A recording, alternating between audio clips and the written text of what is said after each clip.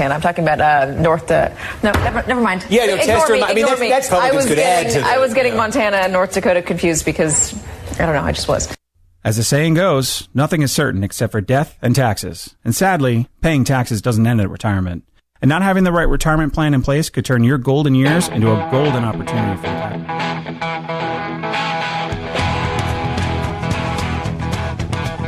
Better strap yourself in. It's time for the Howie Carr Show. Mr. President, as we look to the future, I'm confident that our common values and shared interests will continue to unite us. Ladies and gentlemen, I invite you all to rise and drink a toast to President and Mrs. Trump, to the continued friendship between our two nations, and to the health, prosperity, and happiness of the people of the United States. Live from the Matthews Brothers Studios.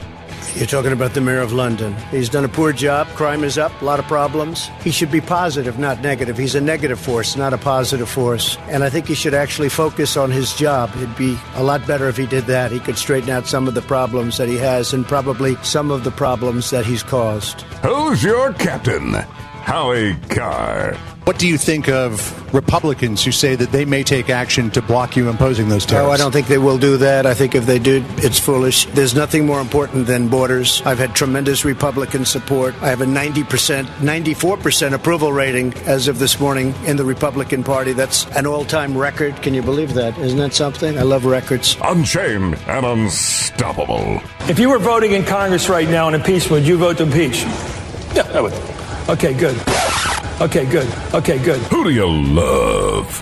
Howie Carr. And so we find ourselves, I think, for the first time with an attorney general who really is the president's defense lawyer and who's quite good at it and has the veneer of respectability to camouflage what he's doing. He is not the sophist that Giuliani is. He's much more dangerous. And I think he's the second most dangerous man in the country for that reason. If you're innocent, then you have nothing to fear. Rump swabs, hacks, and moonbats beware. It's Howie Carr. Try what I'm about to say, not destroy your faith in the integrity of the ethics of former Vice President Joe Biden.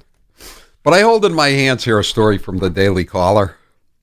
You may have seen this, that Joe Biden has announced his climactic climate plan today. According to the Daily Caller, Joe Biden's climate plan uses nearly identical language as other sources. He wrote it in a Welsh coal mine. He is the first person in 1,000 generations of Bidens to come up with a climate change policy like this one. God love you. What am I talking about? He drew a crowd in New Hampshire by firing his shotgun into the air twice before. Give me a break!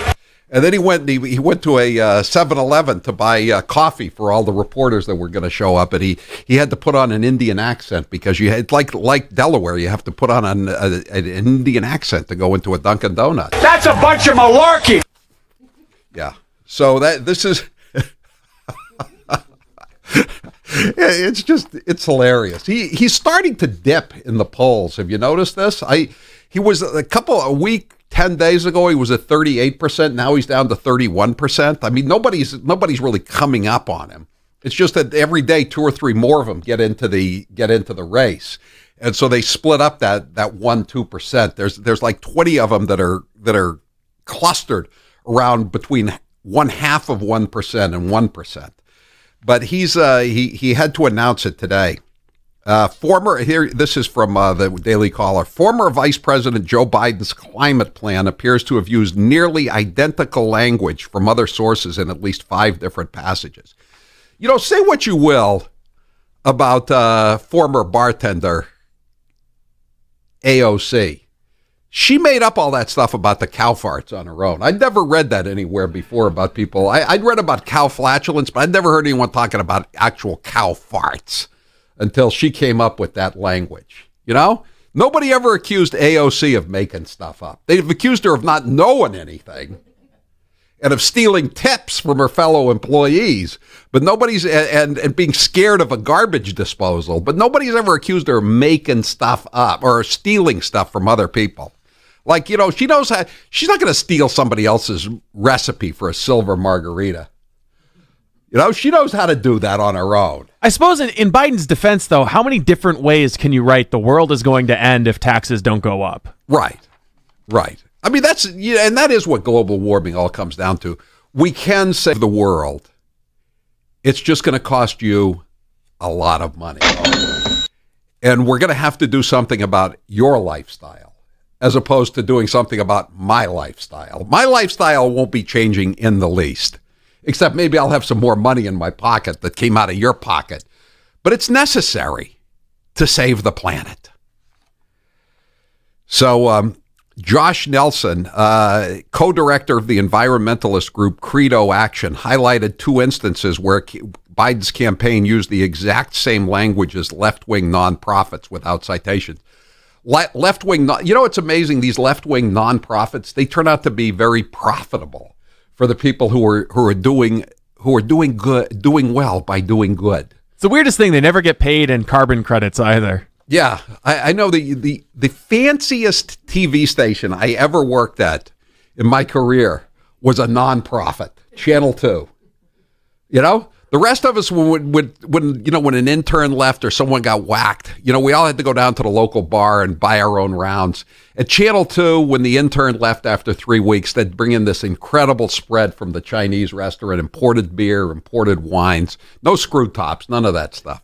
It's the same way with these energy nonprofits. So a subsequent review of Biden's plan by the Daily Caller News Foundation identified 3 other examples of similarly phrased excerpts. You know what I mean. This is the weird thing is he started stealing stuff when he was in law school, and you know he's 78, so we're talking like over 50 years ago. We're talking the early 1960s.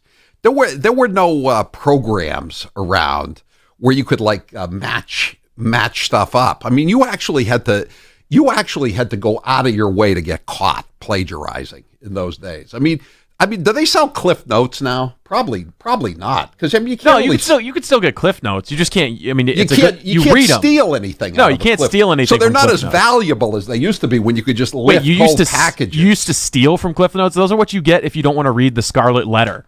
Yeah, exactly. Not for like stealing a term paper.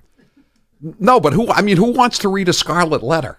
The Scarlet Letter by what? Nathaniel Hawthorne? Bodengrad. Ugh. Great book. Classic American literature. Yeah, right. Yeah, the Spark Notes call were me great. Ishmael. I'm not reading the Scarlet Letter or Moby Dick. That was one of my favorite Spark Notes. Hester Prynne. Really? It was really comprehensible. How do you spell Prynne? Prynne. Okay, you got it. Okay, Boom! Very good. She just blew up your spot. Very good. That's quite good. I believe Grace on that one. So anyway, so all these years later, he gets busted for law school. I think, didn't he get thrown out or he got an F or something in law school for stealing, for plagiarizing? Then he gets busted for stealing speeches from Bobby Kennedy from his last campaign in 1968 for president. Then he gets busted for stealing Neil Kinnock, the British labor leader, and that's the weird one. I mean, it's one thing to steal, to say, gee, I like that guy. He lived down the street from me. I think I'll steal that. Everybody's forgotten him or he's dead now or something like that. But I mean, to steal the life story of somebody who comes from a different country and whose father came out of a coal mine and your father was a car dealer. I mean, that's weird. I mean, that's just not sticky fingered. That's strange. According to a report in the New York Times from I think 1987, he plagiarized an article his term paper was called "Torturous Acts as a Basis for Jurisdiction in Products Liability Cases." He stole 5 pages of it, and they just failed him the class. Yeah. I think Maureen Dowd may have written that story before she became a columnist. She may not have even been at the New York Times at the time. But she wrote one of those. Maybe she wrote the Biden story. The Neil Kinnock story. But he's back up to his same old tricks. It's really amazing. I don't think you can say I'm plagiarizing when I say this. It's an old saying. It's in the common usage. You can't teach an old dog new tricks. And that includes plagiarizing too, I guess. You know, he can't help himself. How long before we can, if someone plagiarizes something, you can say, oh, he pulled a Biden. You're going to bring him in front of the Biden review committee. You think he would be he would be telling them, man, guys, whatever you do, like change a couple of words, just a couple of words, you know. I mean, and what does Doris Kearns Goodwin do when she gets caught? Oh, I had an intern that was doing it. I had a student, one of my graduate students did this. That's what a lot of these people do. There's a couple of guys at Harvard that have said that they were great. That's somewhat believable. But a guy who has a record like this, I mean, he should be directly lecturing these people themselves not to do anything like that. But the thing is, Howie, Creepy Joe can't even stop himself from being creepy with little girls, even though he's been blown up like numerous times. Right. Plagiarism is a tiny ask compared to that. Right. I know. You're right. You're right. You think he would have picked up some tips from President Roosevelt on TV during the Great Depression? You know? Back in the 1920s, watching those old fireside. Stock market crash. Franklin Roosevelt got on television. All right, we're going to take some calls on Joe Biden. Caught yet again. No, he's not touching a 10-year-old girl this time. He's touching somebody else's barbaric white paper. He's lifting white papers. Ugh, white papers. Could there be anything more boring to lift? You could leave those outside in Times Square and no one will steal a white paper. But Joe Biden did it. 844-500-4242. I'm Howie Carr. Don't touch that dial. Howie Carr will be back after this.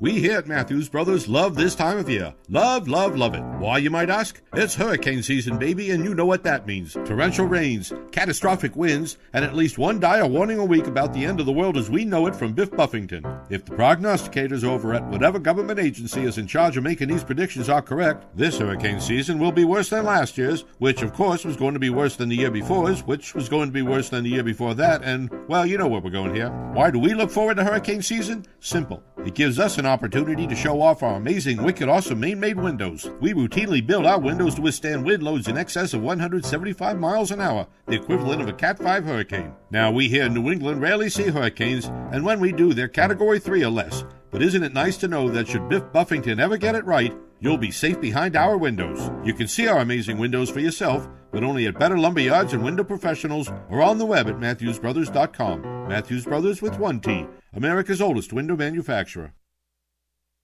And now, another minute of Madam Speaker, Nancy Pelosi. But again, don't... You have these wings, AOC and her group on one side. It's like 5 people. They would say, play games, and then they'd say, open sesame. Except we don't say sesame, we say open Biden. But no, because we are not. We have the number is growing. We have 91 women. There are 115 women in Congress, 116. 15 are Republican, 91 are Democrats. I happen to be a manifestation of the women power that is coming forth now, but only one manifestation. It was like getting kicked in the back by a mule constantly. It was physical. It was so unbelievable. The Times found Lincoln. Not to be presumptuous to put ourselves in those categories, but the Times have found us.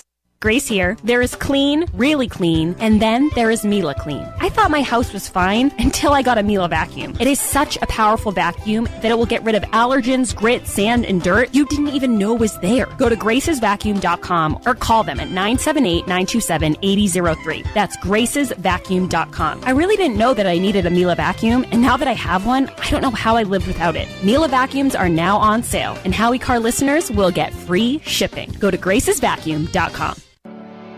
Do you want to lose weight but have no idea where to begin? The Fast Start Diet, a 3-day weight loss plan, is the answer. 3 days of nutritionally balanced, calorie-restricted meals delivered right to your door. No shopping, no measuring, and no cooking. Everything is prepared for you and ready to eat at home or on the go. Fast Start Diet works. Get yours on Amazon or FastStartDiet.com. Use promo code HowieSave. That's HowieSave for 10% off your first box. Bernie Sanders is officially in the race for 2020. Let's look back at some of the septuagenarian's greatest hits. Should we give tax breaks to billionaires, which is what Trump wants, or demand that the wealthy and large corporations start paying their fair share of taxes? Blah, blah, blah, blah, blah, blah, blah. You know, it's funny, sometimes American journalists talk about how bad a country is because people are lining up for food. That's a good thing. In other countries, people don't line up for food. The rich get the food and the poor starve to death.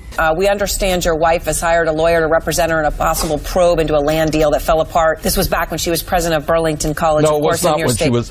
Let me say a word on that. You know. Yeah. Well, I just want to ask you: do you know she's under FBI investigation? Excuse me. My wife is about the most honest person I know. At the end of the day, you don't necessarily need a choice of 23 underarm spray deodorants or 18 different pairs of sneakers. People should not be dying in the United States of America when they are sick. We will raise taxes.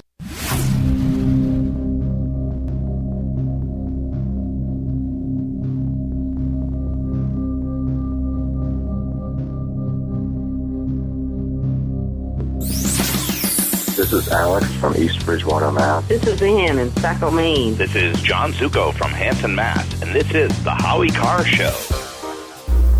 And I started thinking as I was coming over here, why is it that Joe Biden is the first in his family ever to go to a university? Why is it that my wife, who's sitting out there in the audience, is the first in her family to ever go to college? People in Britain would have been familiar with those words. They heard the same ones in a political commercial from Labour Party leader Neil Kinnock. Why am I the first Kinnock in 1,000 generations to be able to get to university? Why is Glenys the first woman in her family in 1,000 generations? Biden saw the Kinnock commercial and evidently loved it. Why didn't he speak in a Welsh accent then if he really loved it? Why did he sound like Richard Burton? I was just going to say, if you're going to do it, at least do it justice and put the accent on. As a thespian, that offends me. Going halfway is no way to go through life. I agree. Why am I the first one to come out of the coal mines? Why is me wife Elizabeth Taylor, who played Cleopatra in that rotten movie that almost sank 20th Century Fox, and then went with me to see Bob and Carol and Ted and Alice, and then I drank up all the booze in Mexico making that movie. I mean, why would you? I've never heard of such a thing. I mean, I understand the temptation. Something written really well, and you say, I can't beat this. I'm just going to change a couple of words. I get that. I've tried to always resist. I think I have. But I get it. But stealing somebody else's life story who's not even from your country, I don't understand it. I think I probably have a much higher IQ than you do, I suspect. I guess that's it. He has a higher IQ than me. I'm just not smart enough to figure out that I can get away with that. The thought process has to be, no one in American politics has ever seen this commercial on British TV, right? You just go far enough away, you'll be fine. Pretty soon he's going to be aping stuff from like Africa. Yeah, again, I understand it's easier now than it used to be, but even 30 years ago, you couldn't get away with it because he didn't get away with it. He was busted by Mike Dukakis. Today's poll question is brought to you by Cape Artisan Tile. Do what I did and get your tile work done by the pro I trust, Arthur Silva from Cape Artisan Tile. Visit howie'stileguy.com or call 774-238-2751. That's howie'stileguy.com or on the phone at 774-238-2751. He did a great job for me. We're getting our house ready. We're downsizing, and we had our picture taken together in front of the service bar. He did a fantastic job in my kitchen on my service bar. You selling the one in Wellesley or the one on the Cape? I'm selling the one in Wellesley. I don't have one on the Cape, believe it or not. I got rid of it in the shark panic of last year. After that shark ate the guy from Revere, and those great whites really taking a toll on property values on the Cape. They are. I'm concerned. I want to get that acoustic dome up as ASAP before the 4th of July, if possible. All right. So what's the poll question, and what are the results thus far? Are congressional Democrats serious about breaking up the big tech companies? And the answers we allow are yes and no. This is a protection racket and a shakedown. It's a shakedown. Absolutely a shakedown. 88% say it's a shakedown. And 12% think it's on the level. It's like congressional Democrats are basically saying, hey, Zuck, that's a pretty nice social media network you got there. It'd be a shame if we had to come along and regulate. Yeah, it'd be a shame if someone was to throw a stink bomb into it during dinner on Saturday night. It would be terrible for business. All right, 844-500-4242. Okay, here's Biden. The average American sewage pipe is 33 years old, with many pipes dating back 50 or even 100 years. Okay, this is from American Rivers, which predates the Biden's plan, which we're just blowing the ink dry on. The average American sewage pipe is 33 years old, with many pipes dating back 50 or even 100 years. You have to let me explain to them. You have to change at least one or two words. You know, change back to as far back as. But can't you kind of sympathize with the guy, though? Because he's like, all right, these people are running around. They think they're going to die of climate change, okay? Give them something that will appease them. I understand, but you have to deal with reality, which is there are these programs out there that enable you to check now. Yes, Grace? Howie, I'm going to teach Joe Biden how to get away with not getting in trouble when you have to change a sentence. Read me the original sentence, please. The average American sewage pipe's 33 years old, with many. It's the same. They're the same. 33 years old. 33 years old is the regular American sewage pipe. Yeah. You just put the end of it at the beginning, and then the whole structure. Or just flip the whole sentence. Many American sewage pipes date back 50 or 100 years, and the average pipe is 33 years. So you've just flipped the sentence Many around. Pipes. Yeah, you just reverse it. Right. Flip it and reverse it. And then you're in the clear. Well, see, here's one where they did the right thing. Okay, this is Climate Gov. Of the 567 federally recognized tribes in the United States, 40% live in Alaska Native communities. Biden flips the sentence. 40% of the 569 federally recognized tribes in the U.S. live in Alaska. Okay, that's all you got to do. Then it's okay. It's okay. You could probably still cite your sources, you know, if there's any college kids out there looking for writing advice for term papers from Howie Carr. Right. Or how about this? According to American Rivers or climate.gov, whatever it is, just put according to in the first sentence, and then the second sentence you put at the end of the sentence, according to AmericanRivers.gov. Let's see. Well, we don't have any time. We'll take some calls when we come back. How's the best way to plagiarize? Have you lost your confidence in the ability of Joe Biden to save the world? I mean, what are we down to now? 11 years and 7 months now? I think we're down to 11 years and 7 months at this point. It's quite scary. Quite frightening what's going on here. 844-500-4242. I'm Howie Carr.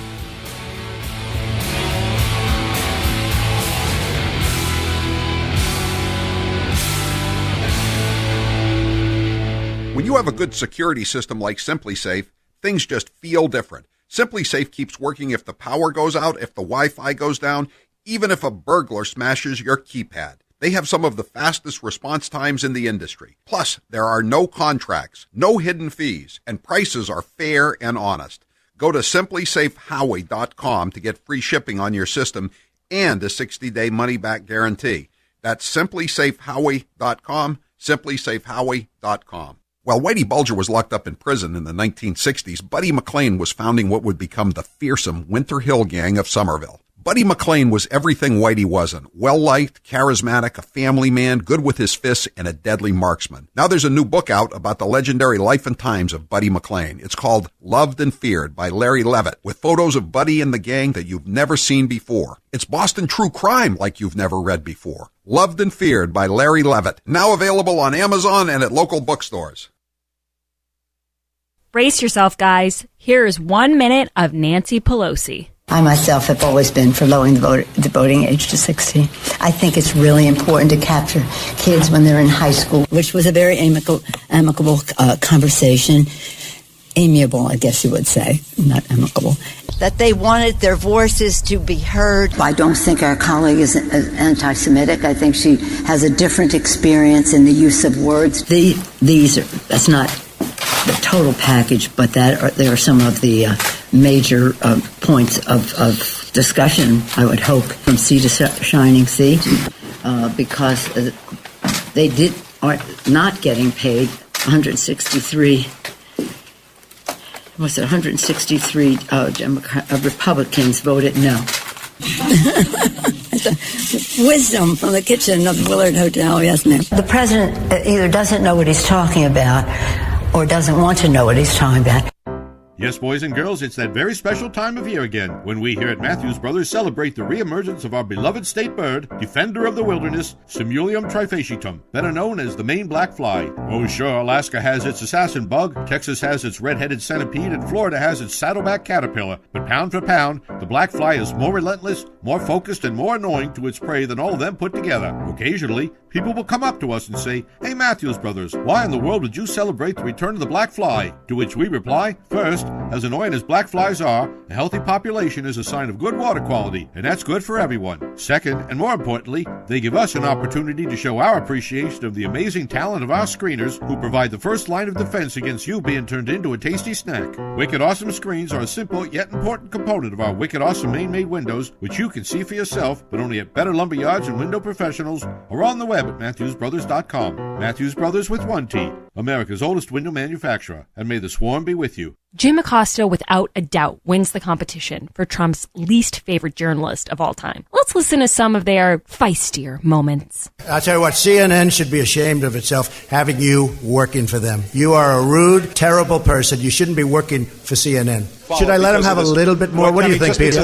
Peter, should I let him have a little bit more? Sit down. I'm changing it from fake news, though. Doesn't that undermine... Very fake news. I know, but aren't you... When I raise money, excuse me, I've watched you on television. You're a real beauty. Honestly, I think you should let me run the country. You run CNN. All right. And if you did it well, your ratings would be much better. If I may ask one other question, Mr. President, if I may ask one other question, are you worried... That's enough. That's enough. Mr. President, what do you say to your critics who say that you're concocting a national emergency here in order to get your wall because you couldn't get it through other ways? What do you think? Do you think I'm creating something? Ask these incredible women who lost their daughters and their sons, because your question is a very political question, because you have an agenda. You're CNN. You're fake news. We have a lot of laughs at the Howie Carr Show. Here are a few of my favorites. It's 1 minute of the Three Musketeers. As someone who used to shovel out his car and put a space saver in the space, why should I spend hours shoveling out a space for you? Exactly. For you. Exactly. The only reason that I don't move space savers like milk cartons and lawn chairs... Because you'd be murdered. For the record, just for the record... Howie, I got to ask the obvious question. Would you put your life on the line to defend the pugs from an alligator? That's what it really was. I think she would have gotten away had she not loved her dog so very much. No, I would not. Shocked. Sorry, Gunnar. They're just a human being. It's every mammal for himself. 87% say no. Okay. Yeah, they have high hopes. They have a lot of faith. They got high hopes. They got high hopes. They got high in the sky apple pie hopes. Oh, we just harmonized. Who needs Frank Sinatra when you got me and Grace?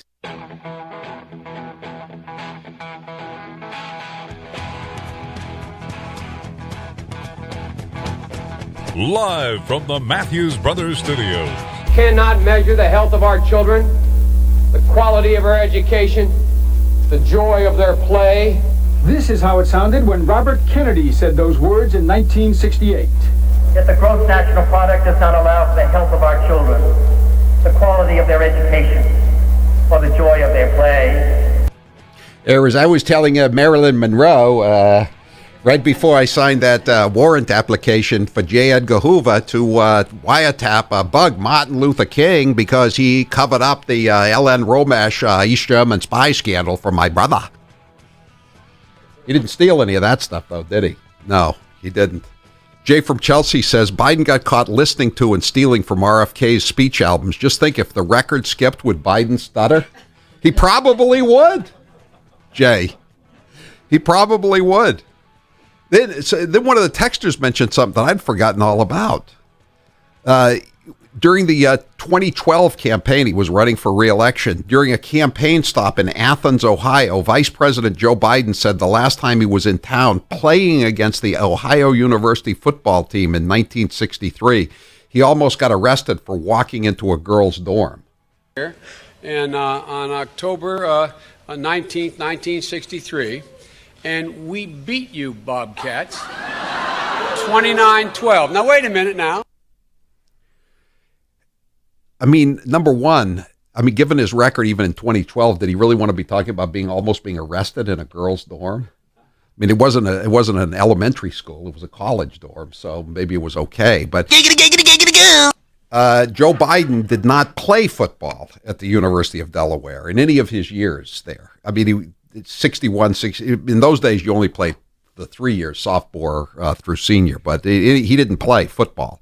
That reminds me. I saw, of all people, last weekend, I saw Bill Richardson. Remember the former governor of New Mexico and the UN ambassador who hired Monica Lewinsky after they had to get her out of the White House? I saw him. He was speaking. I don't know about maybe Trump going to London or something, and because he had some foreign policy experience. So the first thing I see, there's Bill Richardson. That's the guy who falsely claimed to be signed by the Oakland A's. Remember that? He claimed to be a minor league pitcher. People don't forget stuff like that. Especially if you lie about athletics, I think.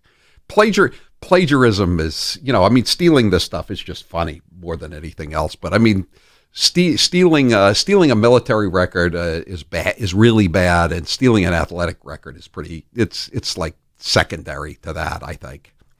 844-500-4242. Arthur, you're next with Howie Carr. Go ahead, Arthur.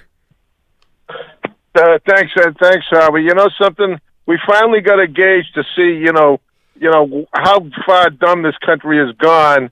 Way back when he took that from Neil Kinnock, he was at 1%, and now he's at 40%. So we've gone down 40% as far as how smart we are in this country. I don't think he's at 40% anymore, Arthur. He was there briefly, but he's down closer to 30% now. I think as time goes on, as people see him more and more, he's going to keep. I don't know who's going to pick up the slack, but I don't think he's going to last. Something tells me, it's just there's too much out there about the guy, even by our modern standards, Arthur. I don't think he quite cuts it, does he? No, and you're right. Leopards never change their spots, and like you say, once he's exposed on national TV and these debates, and people see just what a yo-yo he is. I mean, and he's one of the biggest yo-yos of all time. The guy has never been right on anything. No, and the other thing he's got, I think someone, I think it may have been the New York Post had a story this weekend about this. Like people like Seth Moulton, of all people, are now referring to Trump and Bolton as chicken hawks, because they had deferments during Vietnam, and like Cheney did, or like Clinton did, for that matter. Clinton was basically AWOL. He ran away when he was a Rhodes Scholar. But it turns out that Trump had this thing called a 1Y because of his bone spurs, and I think he got 4 deferments. Do you know how many Biden got under the dreaded 1Y program? 5. So if you want to call Trump a chicken hawk, Biden is a bigger chicken hawk than Trump. I mean, everything that every sling or arrow that you can throw at Trump or anybody else in that generation, it generally comes back to even worse for Biden. But here's the thing: who's got more experience starting new wars, the Obama-Biden administration or Trump? Right, exactly. I mean, one thing you could say about Trump is he like Woodrow Wilson in 1916, and I know it became a lie in 1917, but Woodrow Wilson, when he was running for re-election in 1916, he kept us out of war. That's what he said, and that's what Trump can say. He hasn't gotten us into any foolish wars in the Mid East or South Asia or anywhere else. He's done a pretty good job that way. And they keep talking about how he's so undiplomatic. Did you hear all the nice things he said about Theresa May today? I mean, I dare say that the people who were watching that in the pubs in Britain, they were watching that on TV. They were going, "Oh, crikey, mate! What a crockish bleep that is! Give me another stout, mate." I mean, that was crap. Oh, they're going to appreciate you more when you're gone. She's being run out of town on a rail. They, at least I'm downsizing voluntarily. I'm putting my house on the market. I'm not being evicted. She's being evicted from 10 Downing Street. Good Lord. Danny, you're next with Howie Carr. Go ahead, Danny. Hey, Howie. I heard you talk to Joe DeGenever a couple of weeks ago, and he was saying that he thought the IG report was going to be delayed. Right. Have you heard anything else about that? It's supposed to come out this month. Yeah, no, I heard Sean Hannity said last night that his sources had told him that it was that the report had Horowitz had just turned it over yesterday, I guess, or late last week to Barr, and that it might be out as early as this week. And I was very, I remembered what DeGenever said last week as well, and I thought, oh, this really makes me happy. I hope that's correct. Right. Oh, that's awesome. I missed that last night, so that's great. Good. I'm glad to hear that. Yeah, no, I hope he gets it out very quickly. It's it really needs to come out extremely soon, and I guess Barr, that Barr is trying to he's another guy who's trying to be diplomatic despite his the bad rap he's getting from the alt left media. I mean, he's trying to say that Ray is being helpful. I think it may be true that Gina Haspel is more of a detriment than Ray is. I mean, at least Ray wasn't there in the office when all these dirty tricks were going on in 2016. He was trying to keep Christie out of the brink, down in the George Washington Bridge scandal in New Jersey. Whereas Haspel was right there in the middle of it in London. We talked about it yesterday. She was the station chief, they call it, in London. She did 2 tours as the station chief, which is like being like Secretary of Defense twice, as far as it's comparable in the CIA to the Defense Department. And she was right there when Brennan was trying to orchestrate this rigging and then coup. Thanks for the call, Danny. Though I think she's going to. I think Barr's going to get to the bottom of this. 844-500-4242. You've heard me talk about Orion Metal Exchange. They're the only precious metals exchange that I trust. Thousands of my listeners have talked with Orion about investing in precious metals, and you should too. Now is the ideal time to invest in silver and gold. Thanks in part to the booming economy under President Trump, precious metals are incredibly undervalued. But the strong dollar and roaring stock market won't last forever, and neither will this once-in-a-generation opportunity to buy gold and silver before prices return to their all-time highs. Don't just take it from me. Governments around the world are stockpiling precious metals. Just this year, Russia has bought 56 tons of precious metals, and they're not alone. China, Turkey, Poland, and Germany and France have all increased their precious metals reserves. Do the smart thing. Call Orion today for free, no obligation information about gold and silver investing. Call 800-912-2300. That's 800-912-2300. With Orion, you'll get more metal for your money. Call 800-912-2300. I'm Howie Carr. You're tuned into the Howie Carr Radio Network. Sig Sauer is hiring. Join them for a hiring event on Saturday, June 8th, 9 a.m. till noon in Newington, New Hampshire to explore careers for assemblers, CNC machine operators, finishers, material handlers, and packers, and more. Start your new career. Learn more at sigsauercareers.com. And now, an interview with the Emperor of Hate, Howie Carr. If you had to have dinner with one of the Democrats running in 2020, who would you choose? I'm drawing a blank. I really don't think I want to have dinner with any of them. Howie, you have to pick someone. I think it would be the fake Indian, because I want her to cook me some cold crab omelet out of powwow chow. I've always wondered what the Cherokees ate on the Trail of Tears. Who is your least favorite talking head? It varies from day to day, but right now it's Brian Stelter, the eunuch, as Tucker Carlson calls him from CNN. Or is it Humpty Dumpty? What's your favorite month out of the year? My favorite month of the year is June or July. The longest day of the year is in June, and the longest days of the year are in July. So I'll vote for July. What is your all-time favorite book? I would have to say The Great Gatsby.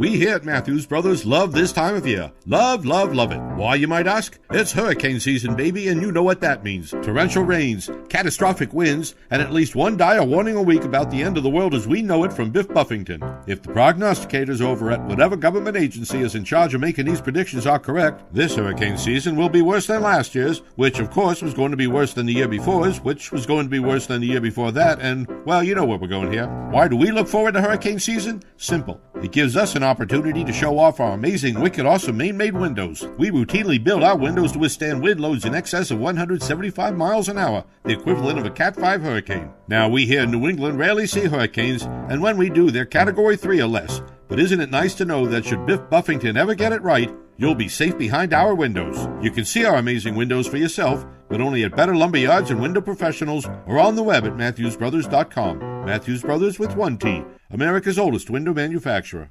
He is the youngest senator that is going to be running.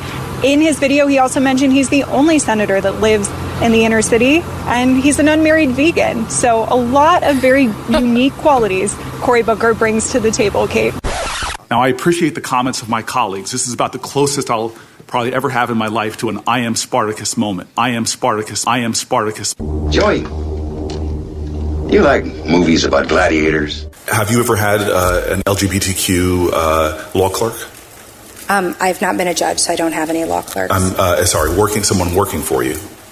I'm to be honest, I don't know the sexual orientation of my staff. When Dick Durbin called me, I had tears of rage when I heard about this experience in that meeting. And for you not to feel that hurt, tears of rage, tears of rage. Would you just stop being so dramatic? I'm a big believer that if this country hasn't broken your heart, then you don't love her enough.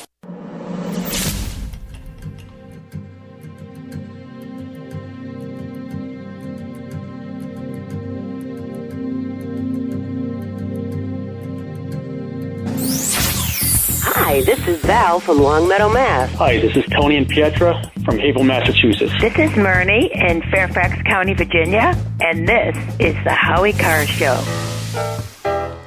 All right, it's Father's Day is a week from Sunday, so we've got two specials here. This is the last day for our Father's Day specials. We had two different ones. You can get both of the Kennedy Babylon books. They retail for I think about this is about $40 worth of books. You can get it right now for $12.99. $12.99 for both books, autographed, and I'll personalize it. Not a long personalization, to the best father ever, who put me through college or something, but to Joe or Papa or Pop or Dad, whatever the name is. I'll personalize it, and that's $12.99 for those books. And then we have other books here. This is how much is this? $15.90. This is about $30 worth of books. These are my organized crime books, my latest ones. Ratman. This is the new post-Whitey murder edition. This will be the last edition unless he returns from the dead. And this will be Plug Uglies, a scrapbook of Boston organized crime. Also $12.99. Also autographed and personalized. But you got to order tonight before midnight tonight. This is the last day because we want to make sure we get them out in time. And plus, it takes a while longer to personalize plus autographing. But $12.99 today only. You can get the Kennedy Babylon specials or the organized crime specials, Plug Uglies and Ratmans. Go to HowieCarrShow.com, HowieCarrShow.com, and click on store and get them. Order them now. It's a great Father's Day gift, and it's very easy to. It's very easy on your pocketbook. There'll be more money to help Joe Biden save the polar bears. I'm kind of disappointed in the plan, though. It's only $5 trillion, AOC and Mr. Frosty's plan, $90 billion. That's more like it, isn't it? $90 billion. The Medicare for All by Bernie, $32 billion. What kind of piker is Joe Biden coming up with a mere $5 trillion plan to save the planet? It's just not adequate. How many new jobs as associate assistant vice deputy chancellors are we going to have at UMass with under the mere $5 trillion plan to save the planet? Diane, you're next with Howie Carr. Go ahead, Diane. Hi, Howie. Hi. I wanted to talk about Inspector General Horowitz. Yes. He has taken over the investigation. Am I right from that that. Well, no, he doesn't have subpoena power, and he can't he can't interview anyone except someone who's an employee of the department. So, like for instance, he can't. Strzok has been fired, Page has quit, so he can't interview those people anymore. He could when they were on the department, and he also can't. He hasn't got a grand jury, so he can't put anybody under oath. But Howie, I remember reading last year about Horowitz. There was a whistleblower for the Clinton Foundation. Yeah. Last year, and they raided his home, and they took the information. But I don't think that would be. I don't think that would be Horowitz, though. I think that might be that would have to be a grand jury, some kind of U.S. attorney. They raided his home and took the information away from him, and Horowitz was involved, received the information. It's never been heard from again. I don't know about that. I'm unfamiliar with that. I think the main guy who's handling the criminal side now is John Durham, the U.S. attorney from Connecticut. So 16 FBI agents raided the Maryland home of Dennis Nathan Kane on November 19th. That was last year. And it was at the behest of what he says. In response, Kane reportedly claimed that he was a protected whistleblower under federal law and had been recognized as such by DOJ watchdog Michael Horowitz. So Horowitz wasn't doing the raid. One of his whistleblowers, one of his sources, was raided by the FBI, according to Fox News. Okay. So yeah, because he does. I don't think he has FBI agents. Maybe he has some assigned to him, but they don't have the power to arrest anybody or to subpoena anybody. I don't know the answer to that question. That's a good question, Diane. I wish I did know the answer to it. 844-500-4242. Please, Howie, no more negative comments about Joe Biden. We want him to win the Democrat nod. We couldn't ask for a better opponent for Donald Trump. Probably you're right, but I think it's kind of out of our control. I think we can just. It's like being in the stands at an athletic event. You just gotta pick who you're for and just enjoy the game. Well, I mean, what are you talking about? If you cheer loud enough, your team wins. Perhaps. Just ask the Bruins last night. That's never been that's never been my experience actually. 844-500-4242. This is let's have a little bit of Biden unveiling his crazy climate plan. I don't know how much of this I can take. I got a minute of it. I'm announcing my plan for a clean energy revolution. It outlines what we have to do to meet this challenge head on and how we're going to get there. We're going to invest $1.7 trillion. Hi, I'm Joe Biden. You may recall that a few years back I was given the mandate by President Obama to cure cancer. Now that we've cured cancer, I'm taking on energy. We're going to save the planet. It's an even bigger job than curing cancer, but you know how well I got that job done. So here it is. In securing our future so that by 2050, the United States will be 100% clean energy economy with net zero emissions. By the end of my first term, we will have an enforcement mechanism in place to make sure we stay on track. In the year 2050, I will be 115 years old. So, and I will be having office hours so that you can come up to me and attack me personally and yell at me if I don't fulfill these ambitious goals that I am unveiling today to save both the piping plover and the polar bear. Get there.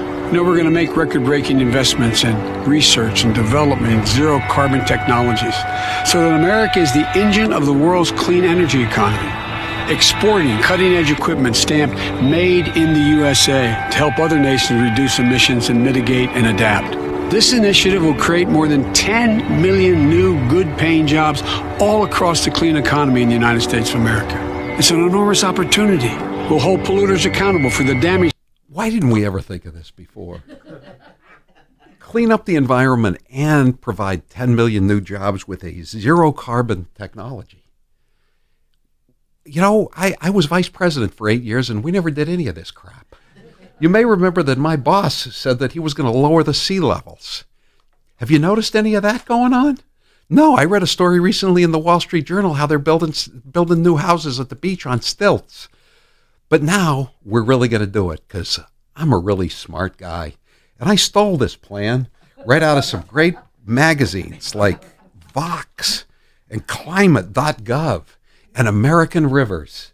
These are some of the best places I've ever found to steal stuff from since I got out of Syracuse Law School back in 1952. I'm surprised he wasn't stealing from like Highlights magazine.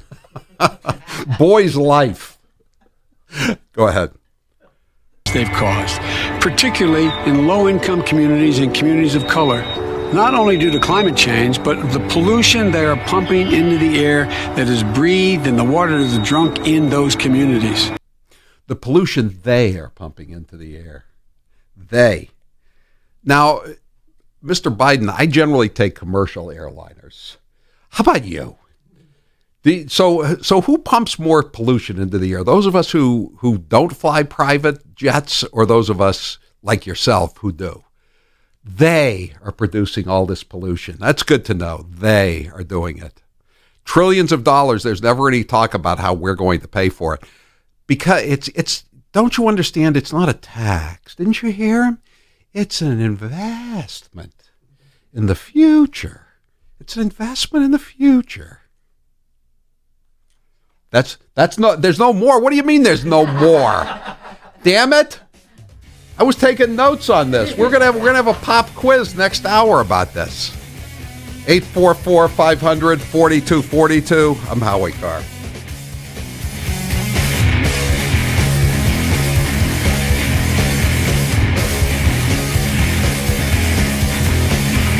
Hey, restaurant owners, would you like to join the pantheon of amazing restaurants that have become legends for Howie Nation? Do you want to become a household name like Ken's Place or the Kowloon? Then now's the time to talk to us about the incredible partnership programs we have for New England area restaurants, or restaurants as Howie likes to call them. Call us today at 800-227-7300. 800-227-7300. Call today and let the Howie Carr Radio Network bring new customers to you. 800-227-7300.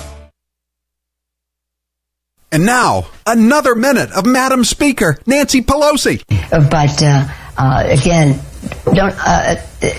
You have these wings, AOC and her group on one side. That's like 5 people. They would say, play games, and then they'd say, open sesame. Except we don't say sesame, we say open Biden. But no, because we are not. We have the number is growing. We have 91 women. There are 115 women in Congress, 116. 15 are Republican, 91 are Democrats.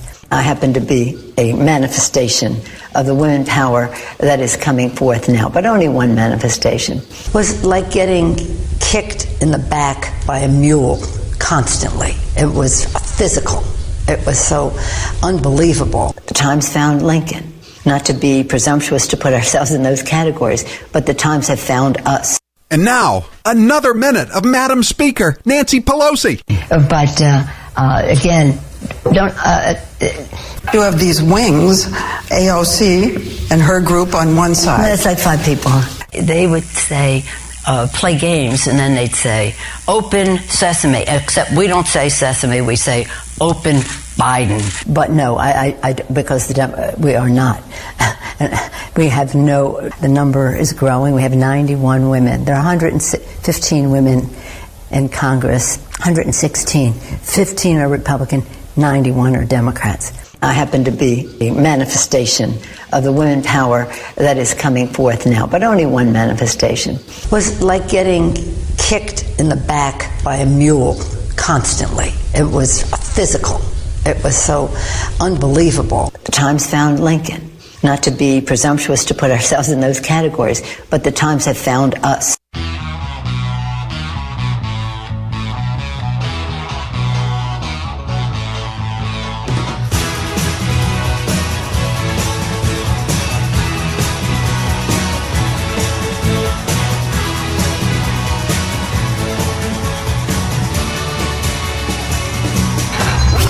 You're listening to the Howie Carr Show. Grace here. There is clean, really clean, and then there is Mila Clean. I thought my house was fine vacuum that it will get rid of allergens, grit, sand, and dirt you didn't even know was there. Go to gracesvacuum.com or call them at 978-927-8003. That's gracesvacuum.com. I really didn't know that I needed a Miele vacuum, and now that I have one, I don't know how I lived without it. Miele vacuums are now on sale, and Howie Carr listeners will get free shipping. Go to gracesvacuum.com. Do you want to lose weight but have no idea where to begin? The Fast Start Diet, a 3-day weight loss plan, is the answer. 3 days of nutritionally balanced, calorie-restricted meals delivered right to your door. No shopping, no measuring, and no cooking. Everything is prepared for you and ready to eat at home or on the go. Fast Start Diet works. Get yours on Amazon or faststartdiet.com. Use promo code HowieSave. That's HowieSave for 10% off your first box. And now, some of my favorite fake Indian cuts of all time. I'm not going to ask you for your favorite curse word. Actually, I am. Do you have a favorite curse word? Poop. Poop? Oh, that's a goody two-shoes favorite curse word if I ever heard one. Are you kidding? Have you ever seen a woman like me look you straight in the face after you finished some long explanation of something and then just said, poop? Hold on a sec. I'm going to get me a beer. I am not sure what she's talking about as far as a rally with. It was a rally in Bern, Oregon, is that you have to figure out who you are. I grew up in a family that was barely hanging on to the ragged edge of the middle class. And my Aunt Bee has walked by that picture at least 1,000 times, remarked that her father, my papa, had high cheekbones like all of the Indians do. He's the co-sponsor of the Green New Deal, so what better time to play some of his greatest hits? Ladies and gentlemen, it's Mr. Frosty. This is going to be a mission to save all of creation. If you want to ignore that these changes are taking place and that they're having a dramatic impact, then you are in the right place. Do you know what the winters were like at Plymouth Rock? Do you know what the winters were like at Plymouth Rock, Senator? Well, here is the thing. You don't. How long has your family been in Massachusetts? We are new arrivals, and Mr. President, American history was made last night. The Boston Patriots won the Super Bowl. When the Second Amendment was written in order to maintain a well-regulated militia, they did not have in mind that people could purchase guns indiscriminately. The president is acting like Pontius Pilate. You're listening to the Howie Carr Show. Joe Biden might be running for president in 2020, so we should play some of his greatest hits. Barack and I finally reduced the disparity in sentencing, which we've been fighting to eliminate, in crack cocaine versus powder cocaine. It was a big mistake when it was made. We thought we were told by the experts that crack, you never go back. You cannot go to a 7-Eleven or a Dunkin' Donuts unless you have a slight Indian accent. If you want to protect yourself, get a double-barrel shotgun. If there's ever a problem, just walk out on the balcony, put that double-barrel shotgun, and fire 2 blasts. They're going to put you all back in chains. Give me a break. That's a bunch of malarkey. The 3-letter word, jobs. J-O-B-S, jobs. One man stands ready to deliver change we desperately need. A man I'm proud to call my friend. A man who will be the next president of the United States, Barack America.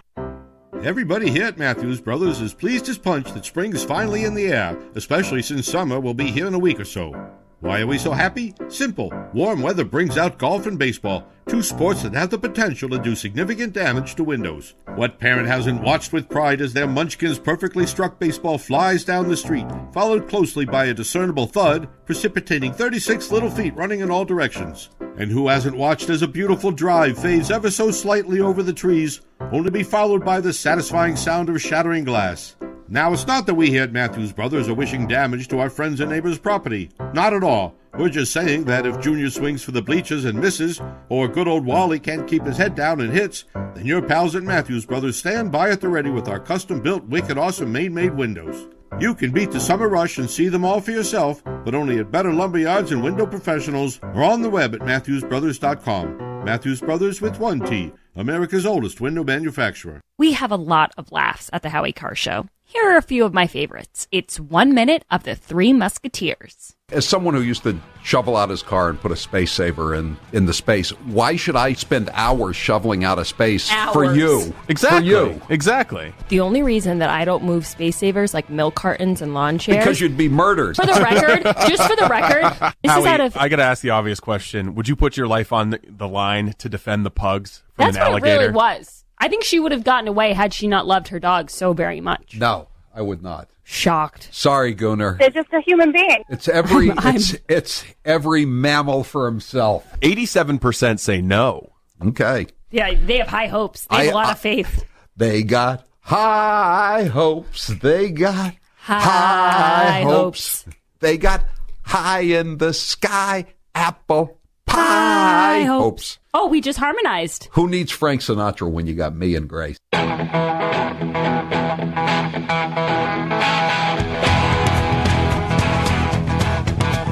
Better strap yourself in. It's time for the Howie Carr Show. Mr. President, as we look to the future, I'm confident that our common values and shared interests will continue to unite us. Ladies and gentlemen, I invite you all to rise and drink a toast to President and Mrs. Trump, to the continued friendship between our two nations, and to the health, prosperity, and happiness of the people of the United States. Live from the Matthews Brothers Studios. You're talking about the mayor of London. He's done a poor job. Crime is up. A lot of problems. He should be positive, not negative. He's a negative force, not a positive force. And I think he should actually focus on his job. It'd be a lot better if he did that. He could straighten out some of the problems that he has and probably some of the problems that he's caused. Who's your captain? Howie Carr. What do you think of Republicans who say that they may take action to block you imposing those tariffs? No, I don't think they will do that. I think if they do, it's foolish. There's nothing more important than borders. I've had tremendous Republican support. I have a 94% approval rating as of this morning in the Republican Party. That's an all-time record. Can you believe that? Isn't that something? I love records. Unchained and unstoppable. If you were voting in Congress right now on impeachment, would you vote to impeach? Yeah, I would. Okay, good. Okay, good. Okay, good. Who do you love? Howie Carr. And so we find ourselves, I think, for the first time with an attorney general who really is the president's defense lawyer and who's quite good at it and has the veneer of respectability to camouflage what he's doing. He is not the sophist that Giuliani is. He's much more dangerous. And I think he's the second most dangerous man in the country for that reason. If you're innocent, then you have nothing to fear. Rump swabs, hacks, and moonbats beware. It's Howie Carr. Isn't it pronounced sophist rather than sophist? No? I don't know. I know how to spell it. I know how to spell it. That was sophistry. Well, you got one ahead of me. I don't know how to spell it or how to say it. All right. 844-500-4242. And I totally agree with President Trump about his description of the Lord Mayor of London. I mean, why he started a fight. You know, son, I don't know what they say in Old Blighty, but around here we say, never let your mouth write a check your ass can't cash. You know what I mean? Mm-hmm. Don't start a fight unless you're planning on finishing it, even if it's just a verbal altercation. Why did he do that? Can we also just say how cute the Queen is? Oh my gosh. In all the pictures with Trump, she's got her little tiara on and her little voice. Oh, let's raise our glasses for Donald Trump. Oh my God. I just love her. Oh my gosh. And for several people that emailed me and texted me yesterday and said, can I get Prince Philip in the death pool, considering I haven't seen him since this whole visit began. I mentioned it yesterday. When the death pool starts, you'll have to stand by. But right now, we don't have one going. How come I mention how cute the Queen is and how she's like the most adorable grandmother, and your go-to reaction is to talk about how her husband is probably going to die in the imminent future? Well, he's not around. I mean, that's his job. Yeah, but did you see that car crash he survived? Yeah. He flipped a car over, and I guess he just walked out of it. So maybe he's stronger than we think, and he's just sick of the duties. I think job is a pretty strong word to use for any of the monarchy, right? You have to sit through a lot of stuff. It would wear. I used to think that too, but I think it would really wear on you to be sitting through all those meetings. No, Howie, 100%, because they're in churches a lot with like pamphlets, just watching these ceremonial things and watching like children sing in choir. It would be like going to a graduation every single day. And you have that to would wear smile. on you. You have to smile too. You have to. It's like being on camera all the time. And you have to wear just look appropriate ahead. clothes. And you can't roll your eyes. Oh no! Oh my gosh! You can't pick your nose. If you did the Billy Bulger thing where you're rolling your eyes back in your head, you would be excommunicated from the family. I know. I was almost excommunicated from Congress that day I did that. Okay, but I want to get to Joe Biden really quick. So obviously he's in trouble now for plagiarizing. He's not really in trouble. I mean, people are just laughing about it, aren't they? But don't you think it's weird? Like, okay, so I get that when he's in college or in law school or whatever, he plagiarizes because he's probably just sitting around and he can't come up with it on his own. He's too busy playing football. Isn't he paying people to write for him? I would say so. Yeah, he raised tons of money that first day, right? Remember, he was on the phones afterwards because he wanted to raise more money than Bernie did the first day, and he did. So what kind of crazy person is a speechwriter for Joe Biden and is plagiarizing? That's another level. That's your one job. It's not like you're trying to graduate college. Your job is that you're writing speeches and you're lifting them. But it's so dreary, though. That's the one alibi you have. I mean, how much more boring could it be? Yeah, it's like a long-term writing about the paper. age of a sewage pipe. Right. No, I agree. Even people who make sewage pipes, their eyes are glazing over. But you know what? That wasn't his only gaffe. Of course, he is like the gaffe that keeps on giving. He was at a town hall or something, and this old woman said to him, "Oh, come here for a second," and pulled him in close to whisper to him. And this was his reaction. Let's play this cut 21. We have a little secret going here. I want the press to know she pulled me close. I just want you to know, okay? No, Steve, you can keep playing it. Leaned in. She talked to the vice president. Does he have to do that? Is it right to do? It's just. Is it off? Is that pitch perfect or pitch weird? It's the idea that we all saw what happened there. It's just. I think it's a little pitch weird. I mean, he clearly felt like he had to sort of lighten the moment that way. But for him to be joking about that stuff, I mean, it's just unnecessary. What's next? Bill Clinton's going to appear and say, "Look at this here cigar.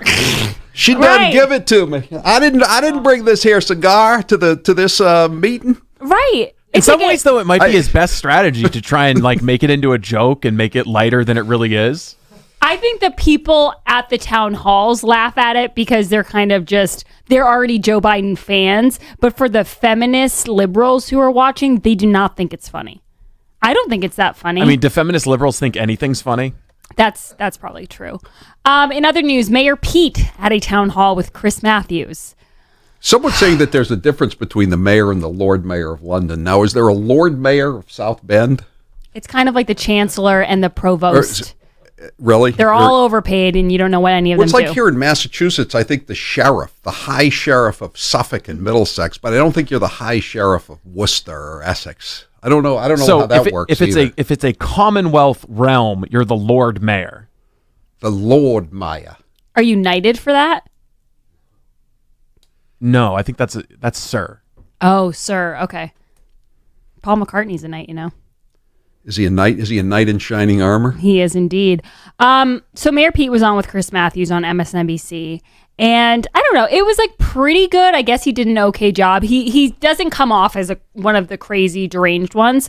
So except when he talks about God.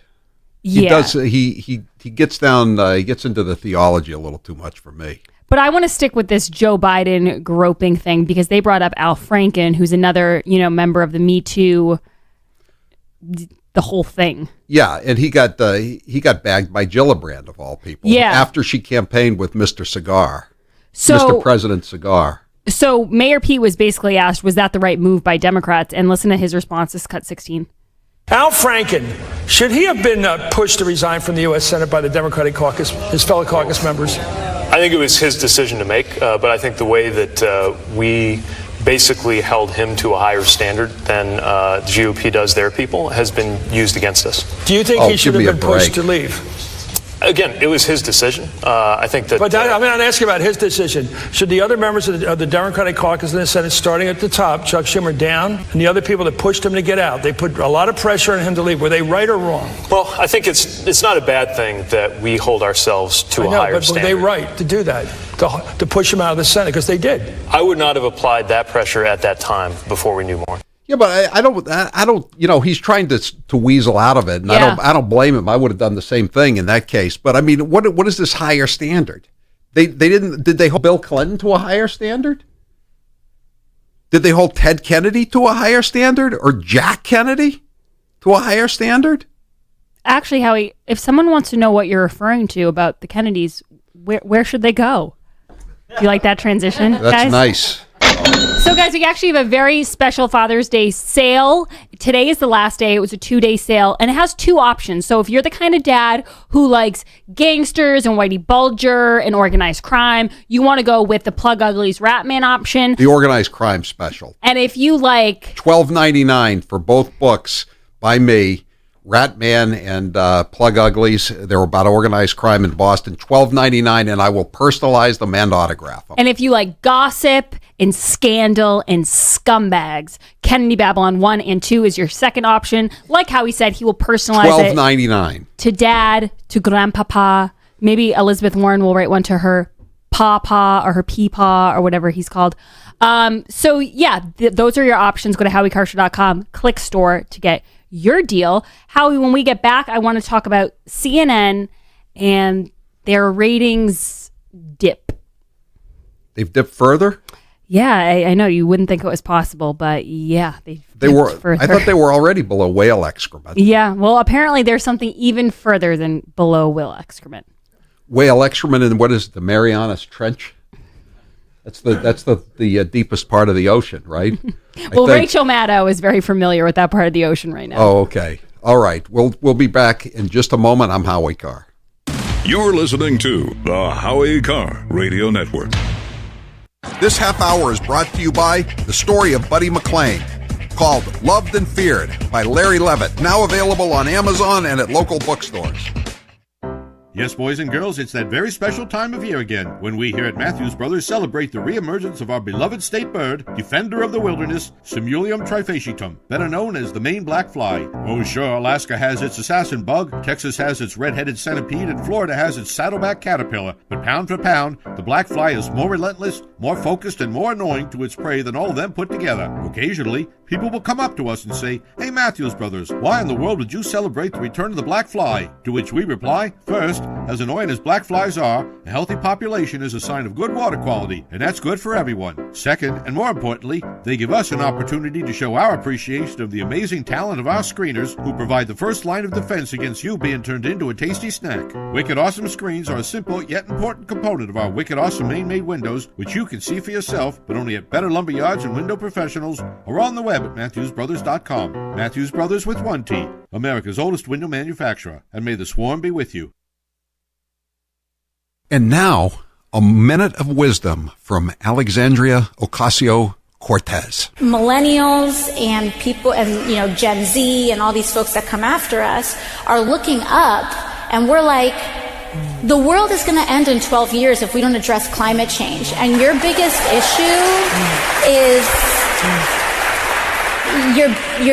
issue is how are we going to pay for it? And this is the war. This is our World War II. I think that there's a lot of people more concerned about being precisely, factually, and semantically correct than about being morally right. But being factually correct is important. It's absolutely important. And if we work our butts off to make sure that we take back all 3 chambers of Congress, all 3 chambers of government, the presidency, the Senate, and the House in 2020, we can't start working in 2020. So are you tired of being tired? Well, then it's time to get the tea. Hey, it's Lisa here to tell you about this all-natural, all-organic tea I've been drinking that has had great results for over 20 years. It's called Life Change Tea, and it's specially formulated to help detoxify and cleanse your kidneys, liver, colon, and blood all at once. The colon is one of the most ignored organs in the human body. The faster that waste is eliminated from the body, the less time that waste sits in our intestines, spreading toxins to our bloodstream.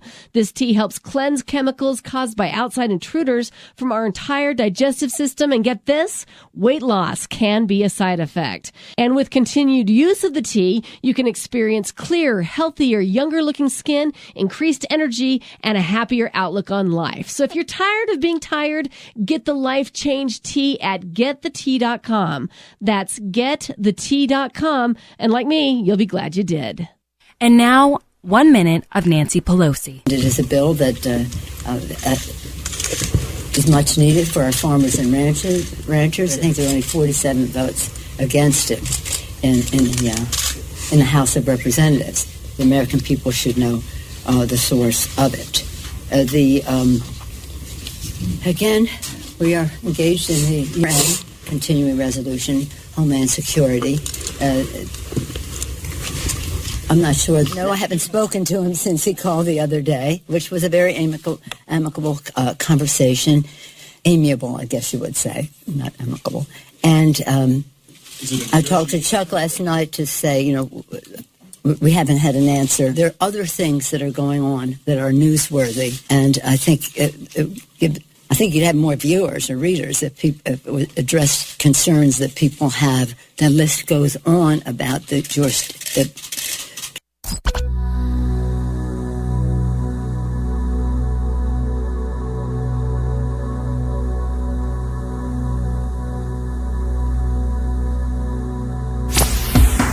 This is Mark in Williston, Vermont. This is Marie in Somerville, Massachusetts. This is Mike from South Attleboro, Mass. And this is the Howie Carr Show. 844-500-4242. Today's poll question is brought to you by Cape Artisan Tile. Do what I did and get your tile work done by the pro I trust.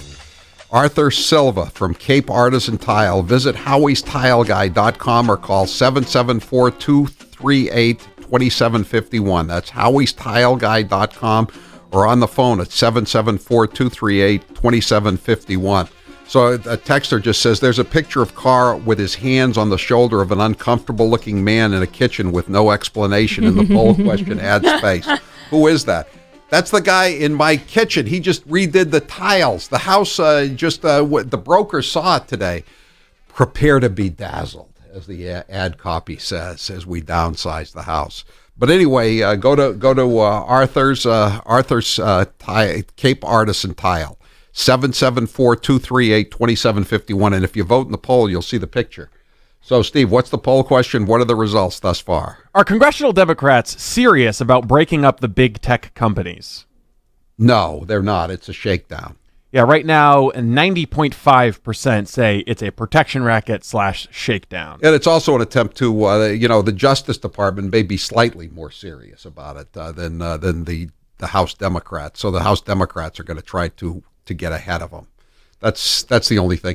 By the way, speaking of, the Democrats being more serious, a texter says, what about all the, $18 million in payoffs that the Congress has made to victims of harassment? I mean, do we think some Democrats or members of Congress are involved in that? I would say probably at least 50%, probably a little more than 50% would be my guess. Yeah, I'm not saying it's 100%, but I'm guessing the majority will be Democrat. And that's what I don't like about Buttigieg, is his sanctimony in matters like this. It's a little bit Barack Obama-esque, some might say. Yes, it is. So I have some breaking news, Howie. Yes.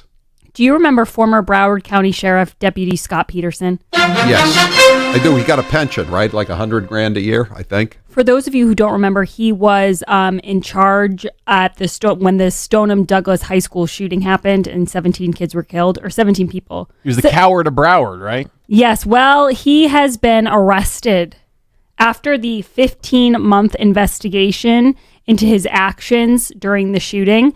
And I want to read you this because it's pretty damning. It says, the investigation shows former Deputy Peterson did absolutely nothing to mitigate the shooting that killed 17 children, teacher and staff, and injured 17 others. There can be no excuse for his complete inaction and no question that his inaction costs lives. For those of you who really don't remember that him, was his job, though. You know, it wasn't like he was making a bread delivery, you know, and he didn't have a gun or anything. That was his only reason for going to that school every day. But worse than that is that he had the gall to go on a town hall with Jake Tapper and completely condescendingly attack Dana Lash from Different the NRA. guy. That was the sheriff Israel. This is the deputy, Scott Peterson. Oh. And wait. the sheriff was removed from office by the new governor, DeSantis, right? No, this guy right here. This guy with the sunglasses on? Isn't that him? Is that Israel? Yeah, but no, Israel is not the one. It was the deputy who's Israel is been the arrested. elected sheriff. He's the one who gave him these. He gave a bunch of these hacks their jobs. At these, you know, I mean, it's like, you know, it's like being the special the special sheriff or the sergeant at arms in the Massachusetts House. You would think, but now comes this guy and you know, that the FBI dropped the ball, but somebody's got to do something, and he didn't do anything. Yeah, I mean, people always say, like, after this happens, it's tough to know what you do in that situation, but they investigated it for 15 months. So obviously they thought there was anything he could have done to help the situation. Yeah, but he was the guard. That's the thing. I mean, it's not like he was driving down 128 and he saw somebody come out of the car with a club or something and he had to make a split-second decision. Right. I mean, That's what you signed up to do. Yeah. Right. And a side note here, this is an announcement. So we have the VIPs in today. Hello, everyone. They're having so much fun. And I just wanted to announce that we're doing a lot of VIPs, Howie, now on Tuesdays and Thursdays. And as everyone knows, the Kowloon so generously brings us a delicious spread every Tuesday. But we're looking for a few restaurants who would like to host our VIP nights on Thursdays. So if anyone is interested, they should contact John at HowieCarrshow.com. That's JOHN at HowieCarrshow.com. Yeah. Yes. So here a texter says, don't agree with the charges against that guy. Even if you don't agree with his side of the story, are you going to imprison him for cowardice? Yes. How about dereliction of duty? I think that's more than cowardice. Well, I mean, that's what they're saying. Negligence. Yeah. In other news, Bill de Blasio. You know what? Speaking of dereliction of duty. Speaking of being a coward, can I see this, Howie? Can I see the cut sheet? Yes. I want to play. This is a flashback clip, okay? This is cut 5. This is what Bill de Blasio had to say about Fox News a mere few months ago. I feel very angry when I see a media outlet, a corporate giant, a profit-making giant, dividing people and creating hatred and negativity and changing our political landscape for the worse. Now, I think we have to be able to talk about that. How about a corporate midget like CNN spreading hate as opposed to a corporate giant? The real irony here is that now Bill de Blasio, who once accused Fox of creating hatred, now wants to get a town hall from them. Aides to Mayor Bill de Blasio of New York City recently approached the network. We want to talk to all voters about why the mayor is the best candidate for working people. Not according to that. I want service, lady. She would disagree. I think that they should invite someone from their sister outlet, the New York Post. I want service! Wait, Howie, can you just read this headline? Donna Brazile is saying that Russia helped hurt Hillary Clinton. I like Donna Brazile. I do. I think she's sweet. Donna, can I ask a follow-up question? Did Russia hurt Hillary Clinton more than you hurt Bernie Sanders by giving him the questions at the CNN debate? Like, how do you have any argument with Donna Brazile that doesn't go back to the time that you gave the candidate the questions? It's like Elizabeth Warren being a fake Indian. Yeah. Right? It's a defining moment in her rancid career. Which, by the way, Howie, you did a fabulous job today on Fox and Friends. And if anyone wants to see it, they can go to your Twitter because I found Fox actually has it right up on their homepage. Thank you. I appreciate that. Yeah, no problemo. So before I go, I want to tell everyone that CNN's ratings, record low. Its primetime hours were only able to average a measly 761,000 viewers.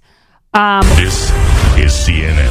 While the fake news outlet's total day viewers dove 9%. Rush said that CNN pays Miami International Airport, just one airport, $150,000 a year. That's a lot. Can you imagine how much they must pay nationwide if they're paying one airport $150,000? Wow. They're going to have to cut Brian Stelter's pay. I'm Howie Carr. It's been more than 2 years now since I had the sleeve procedure at Newton Wellesley Hospital's Weight Loss Center. I've kept the 100 pounds off and I'm so happy. I feel better and I look better. I just cleaned out my clothes closet, getting rid of all those XLs and even double XLs I know I'll never fit into again. Thank goodness. If you're thinking about finally losing all that extra weight, now is the time. Call Newton Wellesley Hospital's Weight Loss Center at 617-243-3724 or go to nwh.org/weight loss. I talked to so many people who've had the procedure and not one of them has ever said to me, Howie, I wish I'd waited a little longer to lose all this weight. Don't procrastinate any longer.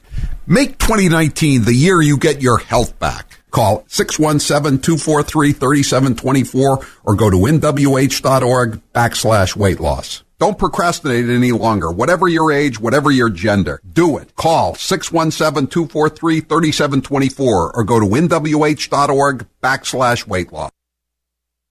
The Democrat Party is so full of loonies, social justice warriors, progressives, whatever you want to call them, that sometimes certain moonbats get overlooked. So let's take this moment to shine the woke spotlight on Crazy Mazie Hirono. I am not going to be a fool to Mitch McConnell's shenanigans. Why should any of us? And it's not just a dog whistle, it's a bullhorn. Bullhorns. It's racism. It's basically, for many people, it's anti-Semitic. It's white supremacy. Why not take a stand and vote yes for it? Seems like you're trying to have it both ways, not be hung by it politically, but also not say that you don't support it. I disagree with you, Katie, that why should we engage in the kind of sham shenanigans that Mitch McConnell is really good at? I'm confused. This was just a sham. Guess who's perpetuating all of these kinds of actions? It's the men in this country, and I just want to say to the men in this country, just shut up and step up. I think the noose is closing, and, Giuliani is like a loose cannon, and so is the president, frankly. At our firm, we deal with folks who are retired, soon to be retired, or hoping to eventually be retired. And over the years, we've seen and helped to repair many devastating retirement mistakes our clients have made. Hi, I'm Joe Ruffino, Director of Research and Portfolio Manager at Goodman Advisory Group. When retirement planning is done right, you may enjoy your golden years filled with joy and independence. When done wrong, you could face a life of penny pinching, dependence, and even poverty.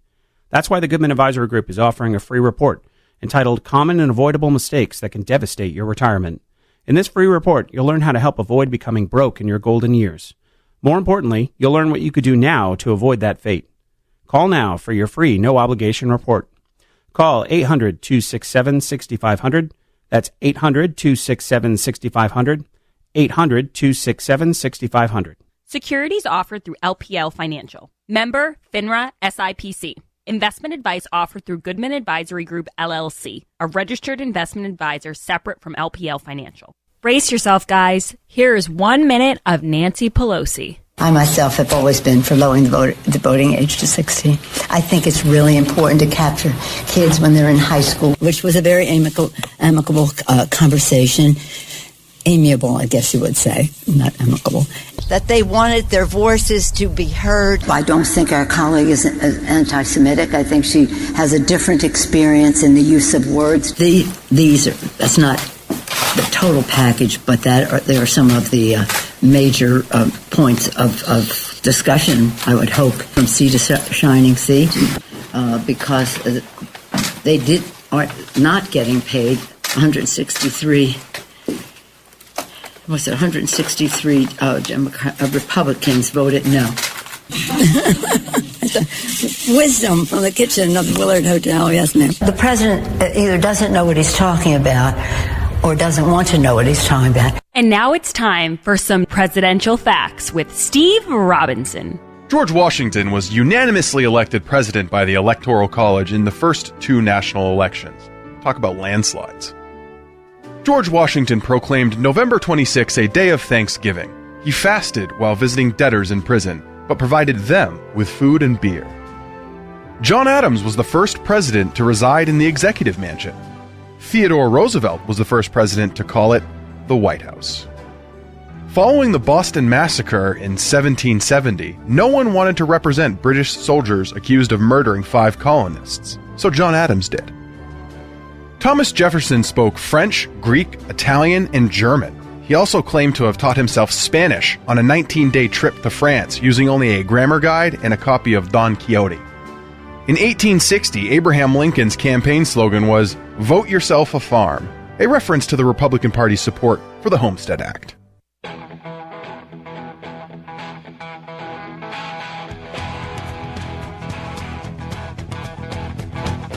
Live from the Matthews Brothers Studios. 844-500-4242. That is the toll-free number of the Howie Carr Show, and we're going to take some calls in this segment. We mentioned earlier in the radio, the first hour of the show, that Joe Biden has been busted this afternoon. He introduced his big climate change proposal, his white paper, his Green New Deal, whatever color you want to tack onto it. It was a lot of brown is what it was, if you know what I mean, code brown, as in the stuff you see on the streets in L.A. But he plagiarized it, and he's been busted. He stole from all these, his campaign stole, just like they stole the Bobby Kennedy speech from 1968, just like they stole Neil Kinnock, the British Labour Party speech that he used in his aborted 1987 campaign for president. He didn't get to 1988. His 1988 campaign ended in 1987. But now it turns out that apparently, and again, I blame this on Bernie Sanders. I think Bernie Sanders is behind this. I think he has a good crew of Oppo research people. He's not gonna let Donna Brazile and Hillary Clinton deprive him of the nomination again. He may not win the nomination, but he's not gonna allow them to walk away with it. But somebody came up and fed the New York Times something yesterday. I missed the story. Joe Biden lied in 1987 with claim he marched in civil rights movement. Did you see this? This is another story. Yeah. I hadn't seen that. I hadn't seen the football thing either. There's just so much out there on Joe. Yeah, this is in the New York Times, and again, let me just tell you, as a newspaper reporter for most of my life, there's nobody going through papers from 1987, going through the microfilm and looking for stuff, and then going back and checking it to really happen.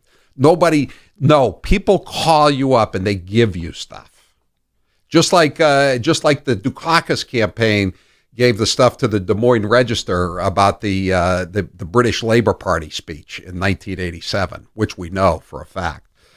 But the New York Times Matt Flegenheimer, I always remember that name, Flegenheimer. That's Dutch Schultz's real name. Dutch Schultz, the New York gangster, always said, "I wish I had kept my name Flegenheimer. They couldn't have fitted it in a headline. I'd have had a lot less trouble." But Matt Flegenheimer, in a Monday report, resurfaced the 1987 lie by Biden in front of an audience in New Hampshire. When I marched in the civil rights movement, I did not march with a 12-point program, he said in New Hampshire in February 1987. I marched with tens of thousands of others to change attitudes, and we changed attitudes. The only thing is, he may have been, like Jimmy Buffett, he may have had some changes in latitudes, but he never had any changes in attitudes back in the 60s. And so he lied about that. Now, remember when Romney was running for president, I think in 2012, he claimed that he had marched with Martin Luther King in I think it was a suburb of Detroit, maybe in Dearborn or so. Anyway, it was a civil rights march in the 60s in the Detroit area, and I think George Romney was the governor of Michigan at the time, and he claimed that he had marched with them. And it wasn't a major scandal, but it was BS. But it was definitely bigger than this story is getting played. Did you ever march in any civil rights marches with your Black Panther friends? No, I never did. But I am on the FBI website if you want to check that out. That cannot be denied. That I was in 1975. They were PO'd at me in the FBI because I was getting stories about their COINTELPRO program, and they were tracking the relatives of Black Panthers who were in the U.S. Army, and I got the information. And I was never in any civil rights marches, but I am in a civil rights file. So that's another Joe Biden misadventure. But he's a lucky guy in the sense that so much of this stuff, there's no video for it. If there was video for it, like there was video of Kinnock, the Labor Party leader, and there was video of Bobby Kennedy in 1968 making the speech that he copped, he'd be in much bigger trouble. And talking about sucking up to Jim Eastland, the senator from Mississippi, back in the early 1970s, or sucking up to Harry Byrd, who was the senator from Virginia, not to be confused with Robert Byrd, who was the Klansman who was the senator from West Virginia.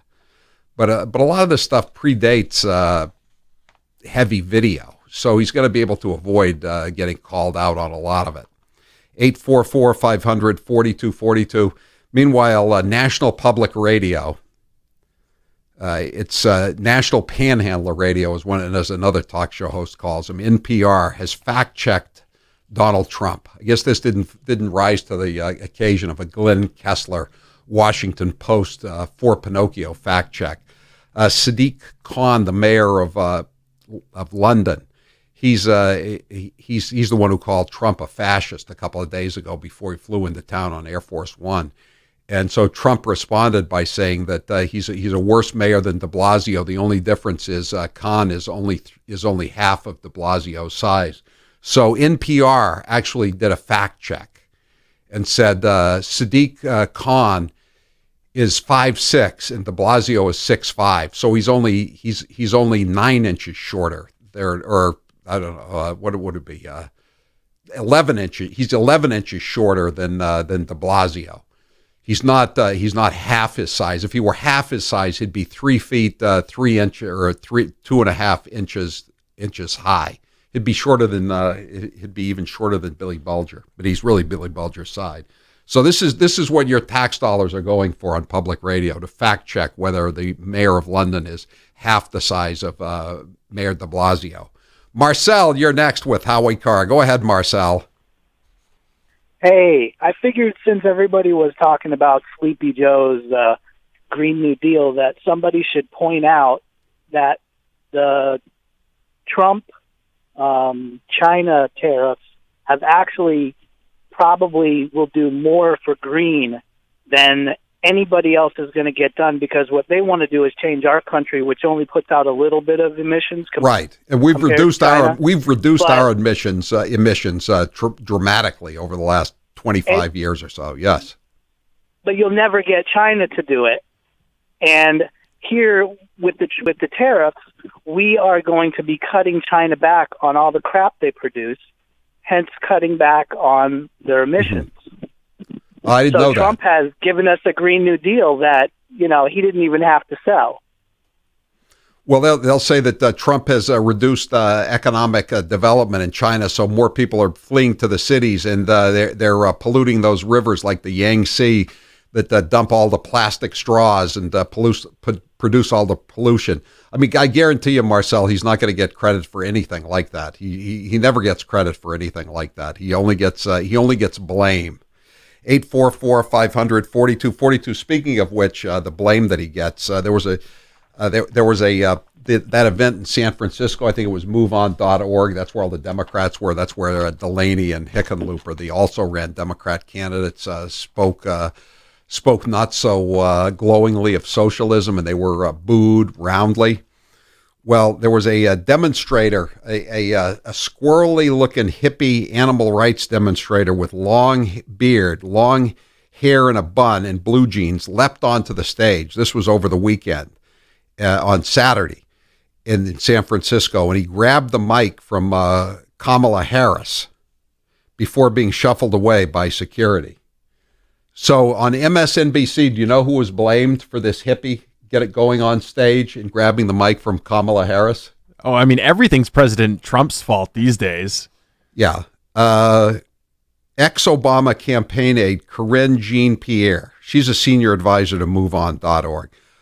A white man with all his privilege comes on stage. He was cleverly disguised as a hippie.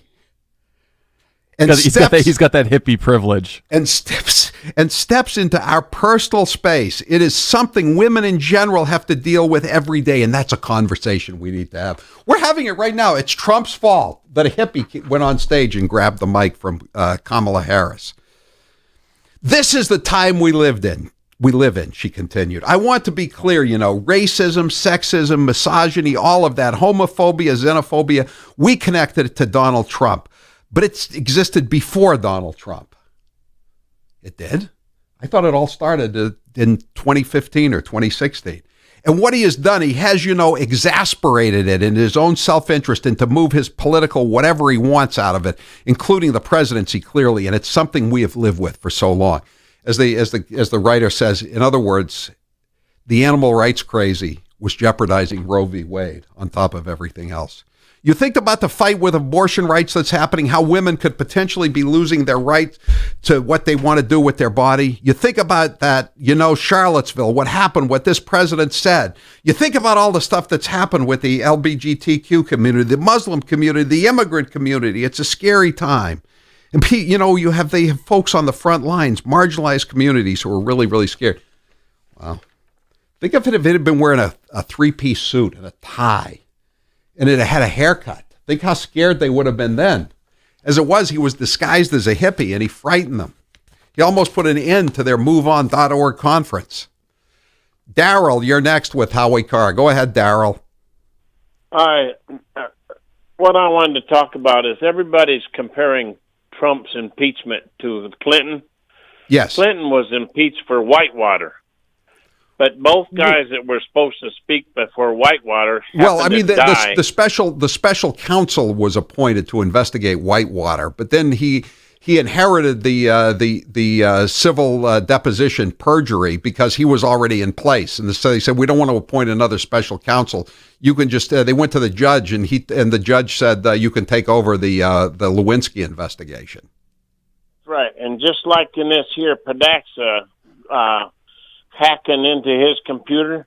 Yeah. Another man just happened to die that WikiLeaks had a $20,000 reward. Right. For the rest we of don't. I mean, we don't know that for a fact, Daryl. I mean, the family. That's you're talking about the family of Seth Rich was the DNC staffer, and he was murdered before dawn on Capitol Hill on a Sunday morning, and it appeared to be a robbery. But he was wearing an expensive watch, and he had a wallet with a lot of cash, and nobody took the wallet, nobody took the watch, and there's been a lot of speculation. The family has begged the conspiracy theorists, if you will, to not say that he was murdered as some kind of conspiracy, but we don't know the answer to that question. But we do know that Podesta's email was breached because he fell prey to a phishing operation. It had nothing to do with or it may have had something to do with the Russians. But I mean, if he had had any kind of brains, your 12-year-old would have known not enough not to give out his password. But Podesta didn't. So that was the problem with the emails. When you have a good security system, speaking of security, this is a little different, but security for your house. Things just feel different. You worry less about locking every window or leaving for the weekend, or about your kids being safe. You might not even realize it before you have a system, but it feels good to fear less. That's why I love Simply Safe Home Security. Simply Safe is fantastic protection for your home. This system keeps working if the power goes out, if the Wi-Fi goes down, or even if a burglar smashes your keypad. Simply Safe has some of the fastest response times in the industry, ready to send help 24/7 if there's an emergency. Plus, they got rid of all the stuff that makes home security so annoying. There are no contracts, no hidden fees, no wires, and the prices are fair and honest. Maybe it's no big surprise Simply Safe is the top choice security system for CNET, PCMag, and more than 3 million Americans, too. Go to simplysafehowie.com to order your system today. You'll get free shipping and a 60-day money-back guarantee. That's simplysafehowie.com, simplysafehowie.com. I'm Howie Carr. The paper boy with a big microphone, Howie Carr. This half hour is brought to you by the story of Buddy McLean, called Loved and Feared by Larry Levitt, now available on Amazon and at local bookstores.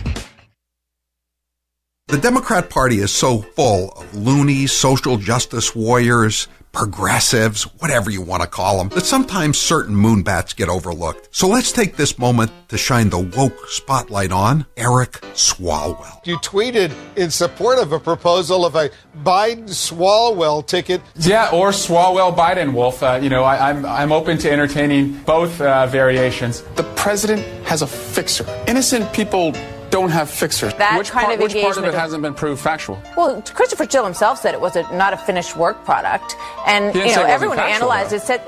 Which part was not proved factual? Are you serious? Bodyguards have the same guns that I have to protect my family. They're America's bodyguards, Tucker. They're not. They're Don't yours. denigrate them like that. This is very similar to many of the witnesses we had in our Trump-Russia investigation. A number of times we would ask a witness a question, and they would take a timeout, consult with their lawyers for 5 to 10 minutes, and then come back, and we figured, you know what, we already know the answer.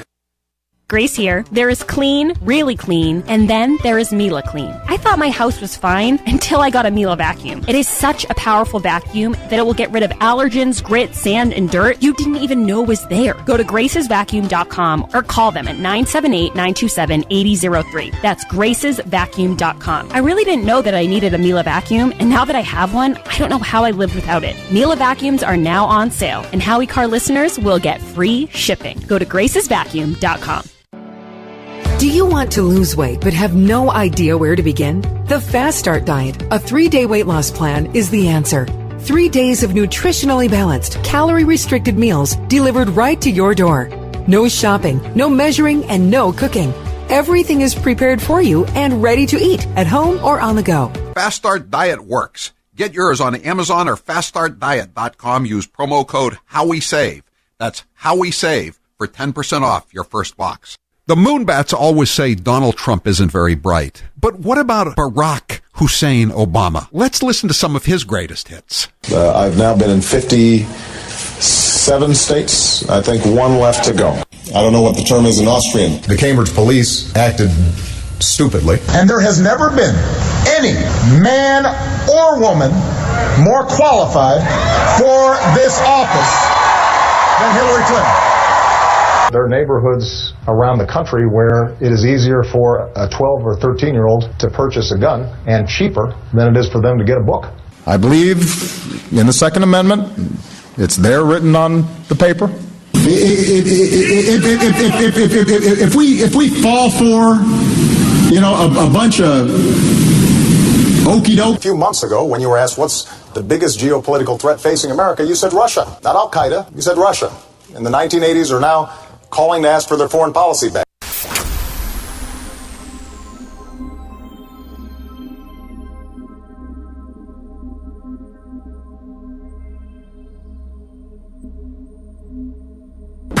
This is Jeff in Woodstock, Connecticut. This is Laura Benner in South Burlington, Vermont. This is Jimmy Mack in Falmouth, Massachusetts, and this is the Howie Carr Show. 844-500-4242. One of the VIPs just came up to me, a female VIP, and she touched me to get a picture. And she said, "Can I do that?" And I said, "I'm not Joe Biden." And my draft number was 1A, by the way, not 1Y. I never had the deferment. I just had the student deferment. I was going to get drafted if when I got to college, when I graduated, but the draft ended. Say what you will about Nixon. He ended the draft before I could get drafted in 1973, 1972. 844-500-4242. Mark, you're next with Howie Carr. Go ahead, Mark. Thank you, Howie, very much. And by the way, congratulations to our president for a successful trip in England. Yeah, I think it was pretty successful, yeah. Yes, because you're not the fake news and you tell the truth. But the fact is, I wanted to speak about the failed Mayor de Blasio, yes, who is against letting black and inner city parents have school choice by opting out of the failed New York City public schools, Howie, because de Blasio is beholden, in other words, takes money from the public school teachers' unions. And in Florida, Governor Ron DeSantis actually won, partly due to a large portion of black parents voting Republican. Right, I saw those numbers. Wanted, I think he won by 32,000 votes, and they say they estimate that he got over 100,000 votes just out of black parents who supported the charter schools. Yeah, so I think you're right about that, Mark. And the other thing, Mark, is that he supports this school chancellor in New York named Carranza, who's a Mexican American, I think from New Mexico. And that guy has just been sued by some female white administrators who claim they were demoted solely for the fact that they were white. And he's also hired these consultants who have held these meetings, at least in Manhattan. And they told one group of parents that Asians had white privilege. Believe it or not, Asians. I mean, a lot of these people got to this country like 20, 30 years ago. Their parents worked 2-3 jobs so that they could take these exams. And another thing de Blasio wants to do is he basically wants to gut all the exam schools in high schools in New York. I mean, these are the things. These are the schools. I think there are 8 of them, and some of them are the best public high schools in the country, or among the best public high schools, along with the great exam schools in places like Boston and San Francisco. And they want to just have racial quotas for exam schools, in which case they're just going to be more crappy public high schools. It's just de Blasio is a complete disaster, and it's pay to play too. I mean, it's corrupt. I can't believe it.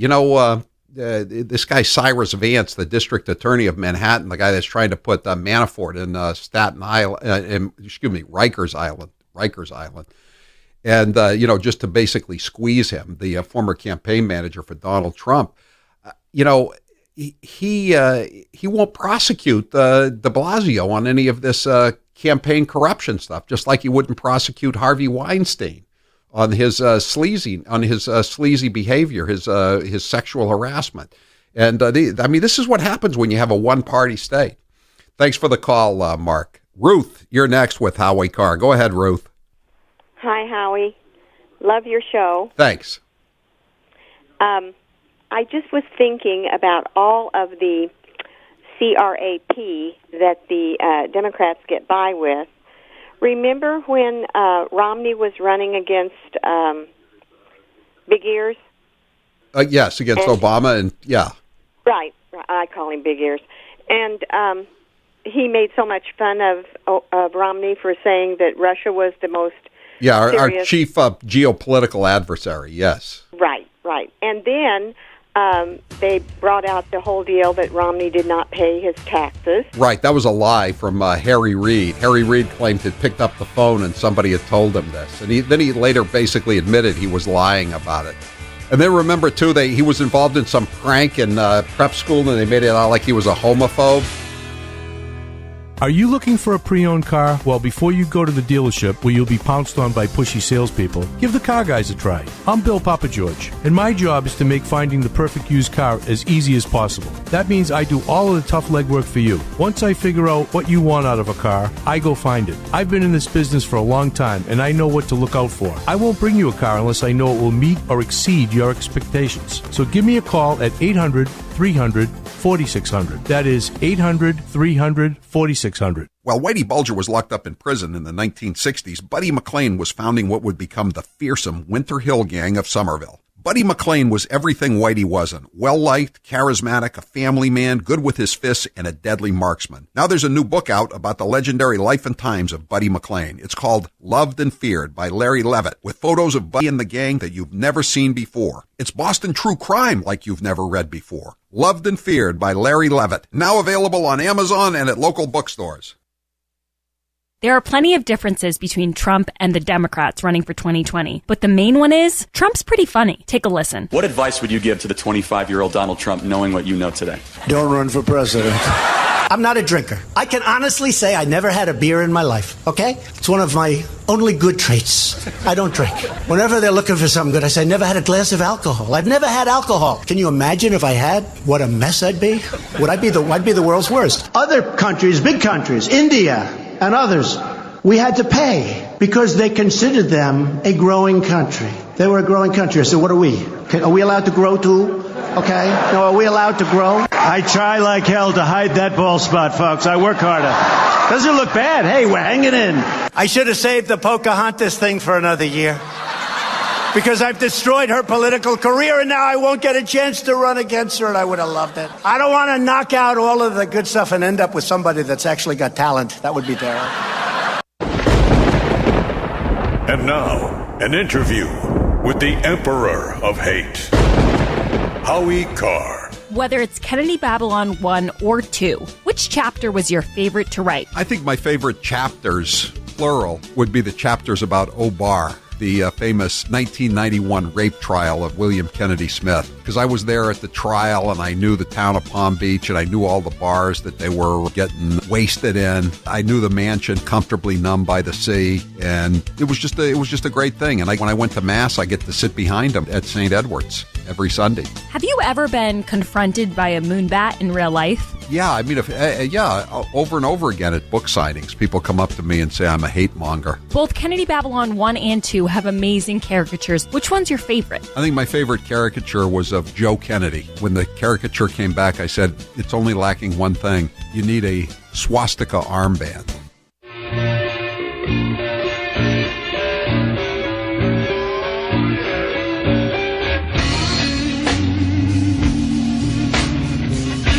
He's a good boy, a very good boy.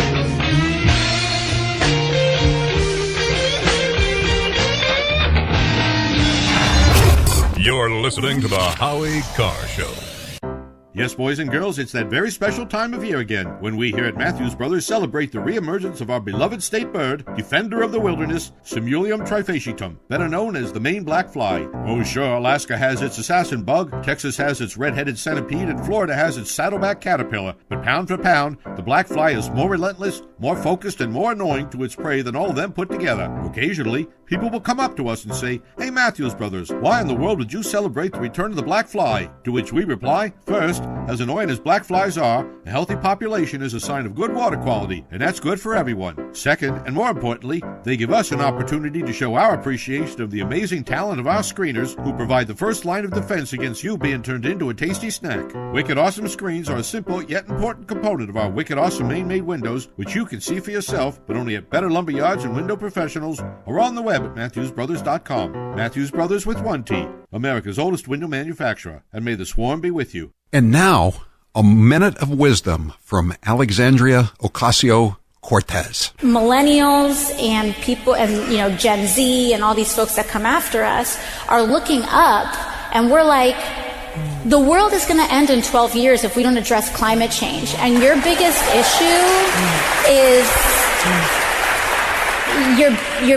issue is how are we going to pay for it? And this is the war. This is our World War II.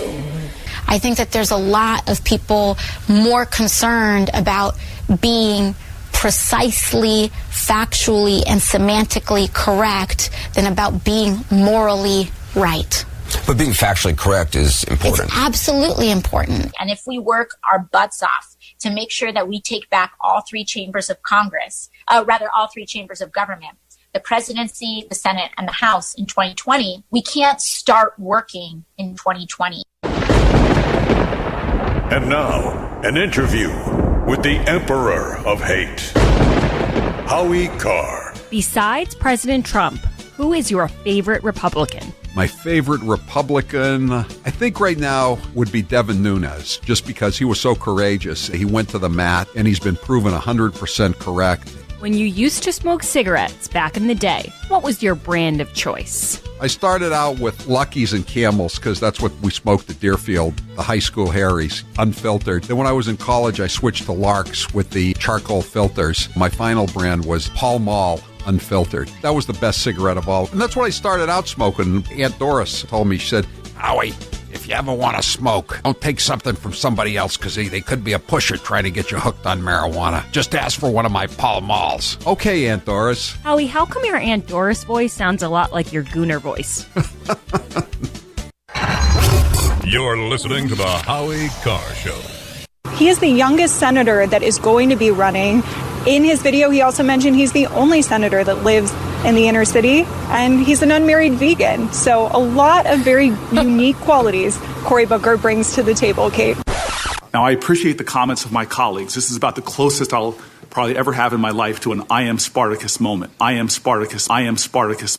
Joey, you like movies about gladiators? Have you ever had an LGBTQ law clerk?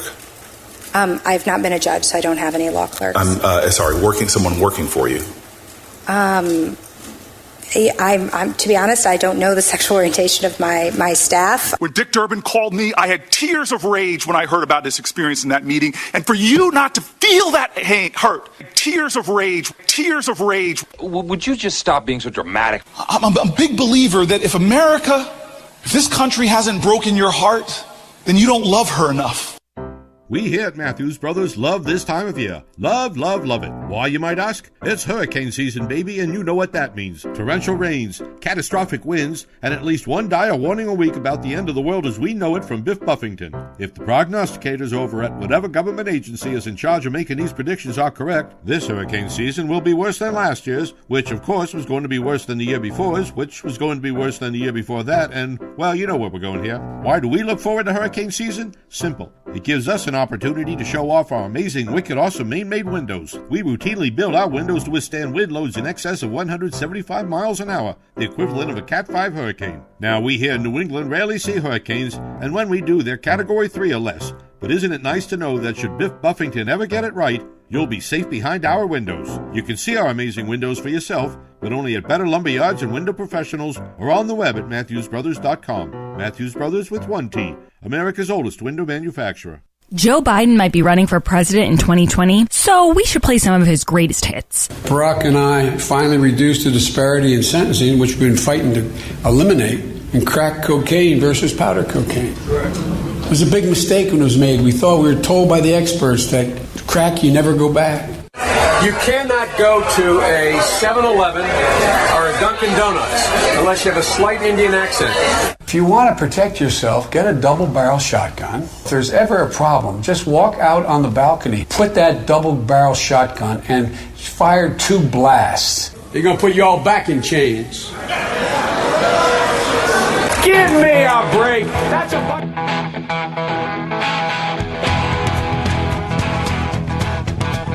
Better strap yourself in. It's time for the Howie Carr Show. Mr. President, as we look to the future, I'm confident that our common values and shared interests will continue to unite us. Ladies and gentlemen, I invite you all to rise and drink a toast to President and Mrs. Trump, to the continued friendship between our two nations, and to the health, prosperity, and happiness of the people of the United States. Live from the Matthews Brothers Studios. You're talking about the mayor of London. He's done a poor job. Crime is up. A lot of problems. He should be positive, not negative. He's a negative force, not a positive force. And I think he should actually focus on his job. It'd be a lot better if he did that. He could straighten out some of the problems that he has and probably some of the problems that he's caused. Who's your captain? Howie Carr. What do you think of Republicans who say that they may take action to block you imposing those tariffs? No, I don't think they will do that. I think if they do, it's foolish. There's nothing more important than borders. I've had tremendous Republican support. I have a 94% approval rating as of this morning in the Republican Party. That's an all-time record. Can you believe that? Isn't that something? I love records. Unchained and unstoppable. If you were voting in Congress right now on impeachment, would you vote to impeach?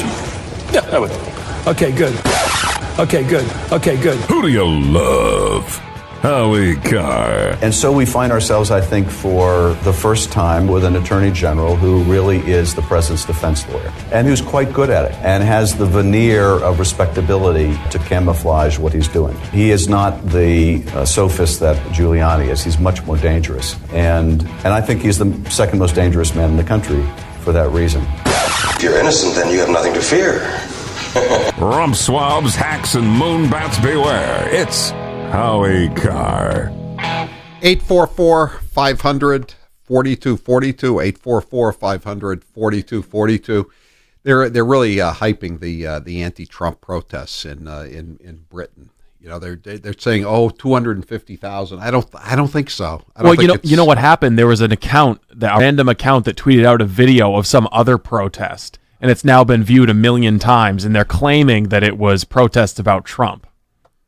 It's ridiculous. They're also they actually showed some of the signs they're carrying. One says no to Trump, no to war. I wasn't aware Trump had started any wars, but I guess we're still against those wars anyway. So it just seemed to go well. It's almost the same number of letters, no to Trump, and then underneath no to war. End Trump's wars now. I'm sorry, wasn't he the one who was trying to withdraw troops from Afghanistan? Yeah, I think he was. Yes, and he's not drawn any red lines in any sand anywhere. And he said, he's said some bad things about North Korea, but he hasn't threatened to bomb him or anything like that. I don't believe. Has he toppled any North African dictators? No, there are no failed states on Donald Trump's watch in North Africa or the Mideast or South Asia or anywhere else. What do we want? Failed states. When do we want them? Now. Failed states are about the worst thing you could have in the modern world. I mean, we have one now in Venezuela, which again, I don't think you can really blame Trump for, and it's destabilizing the entire part of South America, and it's starting to spread a little bit even into Central America with Venezuelans trying to get up to the Mexican border. And, Trump is doing his best to topple the Maduro government after Obama couldn't spend enough time with Castro, who was the Castro brothers who were propping him up. But, again, Obama never takes blame for anything, whether it's the deep state or a failed state. He gets a pass. Now it's time for the chump line.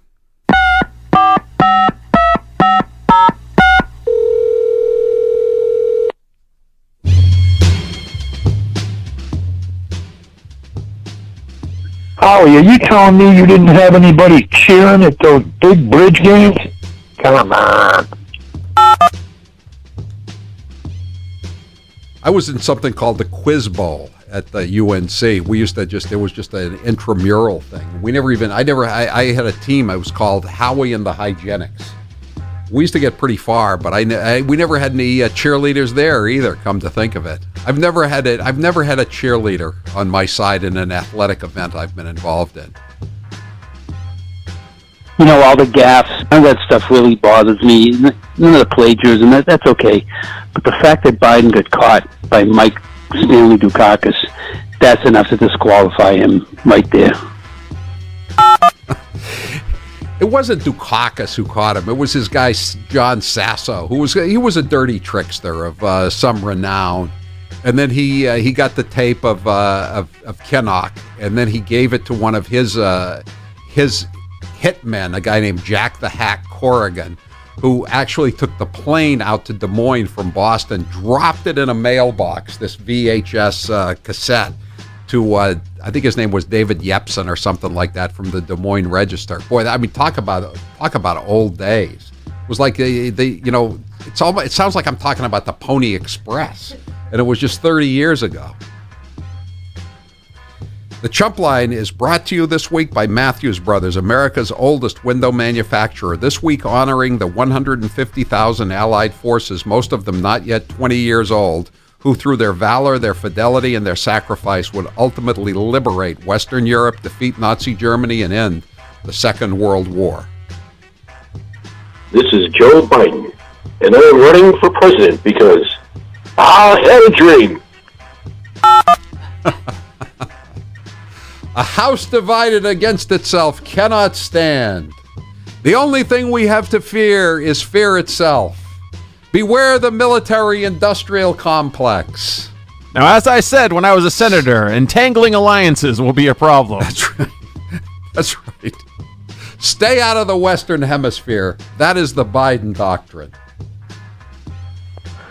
There are no sewage pipes as old as Joe Biden. He's probably right about that. That's why they had to plagiarize. They didn't want to write the real truth, his campaign staff. Oh man, Howie, I see you're selling one of them there Father's Day specials. Now, do I get both books, or do I have to give one to Webb Hubble? Ooh, boy. You know what they say about how Chelsea Clinton bears a remarkable resemblance to Hillary Clinton's old law partner, Webb Hubble. I won't say anything more than that. Who the hell does Joe Biden think he is? Mike Barnacle? Yeah. Someone says that was a hell of an expensive dime to drop flying out to Des Moines. But it was, Dukakis had a lot of money. He was a sitting governor. Then you remember later on, he was asked what he would do about something, and it had been so long since he'd been back to Massachusetts, and he said, they asked him what he would do, and he said, if I were still a sitting governor, and the reporter said, but wait, you are still a sitting governor. He was never going to be president, but he did give me some worries there for a while. I was very concerned. I was also very concerned in 2004 with John Kerry. You know, when you know these people and how bad they are personally, you worry more than when you've just seen them on TV. Hey, Howie, I was hoping you could help me out. I like watching nonfiction television. I got a choice. CNN or Ancient Aliens? You decide. Someone says 4 scones and 7 beers ago. Yeah, that sounds like something Biden would say. Hey, CNN, would you like some chips to go with that ratings dip? Yeah. Just as long as they don't lose those airport contracts, and the hospital emergency rooms probably give them a nice little bump, too. That puts them above the Golf Channel. Hey, Howie, have you heard about Joe Biden's new book? He's calling it The Audacity of Hope. I thought it was The Audacity of Grope. If your old TV station put out a nice spread every time somebody left, you must have quit work once a week, you formerly fat bastard. No, I'm telling you, we had several. I worked at Channel 7 in Government Center, and we had a number of bars in the general area, and we could keep them pretty well stocked with a party once a week or so in the old days. Channel 7. It was built on an Indian burial ground. That was the myth anyway, and it somehow seemed like we were cursed. Hey, Howie, I see the governor of Virginia wants to have a special session about gun control. Will he be in blackface, or will he be wearing a robe? I know. We still don't know the answer to that question. The med school hired a forensic law firm to get to the bottom of it, and somehow they couldn't. I don't know why. You know, they couldn't do the facial recognition test on the guy in the Klan hood. Gee, I wonder why. He's actually out there now saying that the investigation cleared him. PolitiFact says that's false. So he's claiming a different standard than even than the criminal standards that they used for the president of the United States. They couldn't come to a conclusion just whether it was his face or not, and that cleared him. Okay. Hey, Howie, this is your greatest fan, Mad Dog. So I go to the bars a lot, and there's a new drink called the Russian Collusion, and you get an empty glass, and it costs $30 million. That's pretty good. I hadn't heard that one. Someone says Biden is having a rally at Yankee Stadium, and he's going to say, "Today I feel like the luckiest man on the face of the earth." This morning, class, Vice President Joe Biden is going to recite one of his original poems for us. Mr. Biden, there once was a man from Nantucket. I thought that was John Kerry's poem. Oh, he moved to Martha's Vineyard, though. Did President Trump, collude with that woman to stab that balloon? He gets blamed for everything else. Blame him for whatever you want to blame him for. If your car overheated, the fan belt went today, Donald Trump did it. He can't deny it. We can't prove he didn't do it. Hey, Queenie, try the meatloaf. The meatloaf's great here. Hey, you should have the meatloaf. How many state dinners do you figure she's been to? She's been this queen for what, 60, closer to 70 years. That's a lot of state dinners. I think it would get old after a while, wearing that purple sash night after night. That was your last Chump Line message. Thank you for calling Howie Carr, you chump. All right, that's it for the Chump Line today. The Chump Line is the recorded voicemail message service of the Howie Carr Show. You can call and leave a message at any hour of the day or night, including weekends. The Chump Line number, if you'd like to leave such a message, is 844-500-4242. That's 844-500-4242. Press 2 for the Chump Line. Leave your message. We may or may not play it at this time each weekday. The Chump Line is brought to you by Matthews Brothers, America's oldest window manufacturer, this week honoring the 150,000 Allied forces, most of them not yet 20 years old, who through their valor, their fidelity, and their sacrifice would ultimately liberate Western Europe, defend Nazi Germany, and end the Second World War. This is Joe Biden, and I am running for president because I had a dream. Bernie is now saying, I fear the Democrat Party is making a mistake with Biden.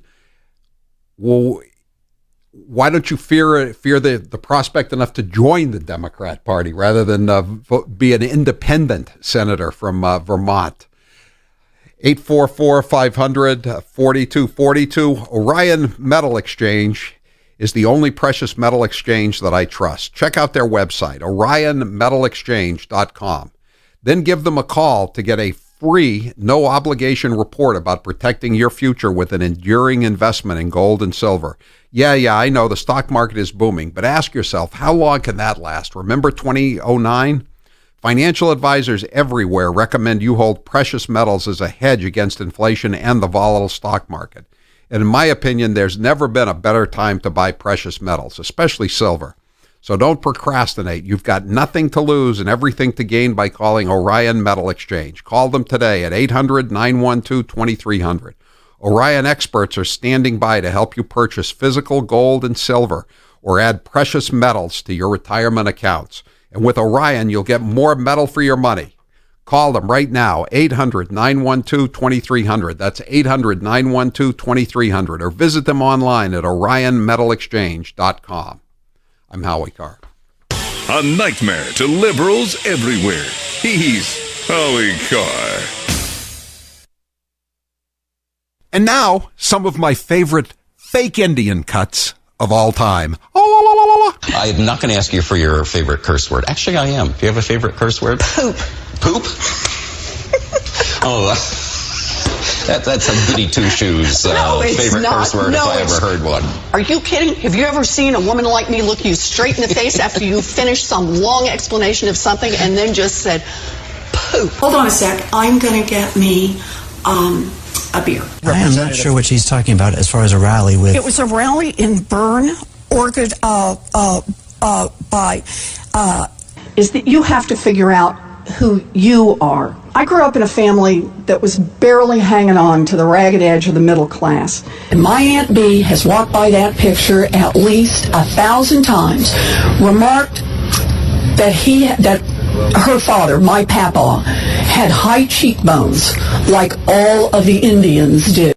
Grace here. There is clean, really clean, and then there is Miele Clean. I thought my house was fine until I got a Miele vacuum. It is such a powerful vacuum that it will get rid of allergens, grit, sand, and dirt you didn't even know was there. Go to gracesvacuum.com or call them at 978-927-8003. That's gracesvacuum.com. I really didn't know that I needed a Miele vacuum, and now that I have one, I don't know how I lived without it. Miele vacuums are now on sale, and Howie Carr listeners will get free shipping. Go to gracesvacuum.com.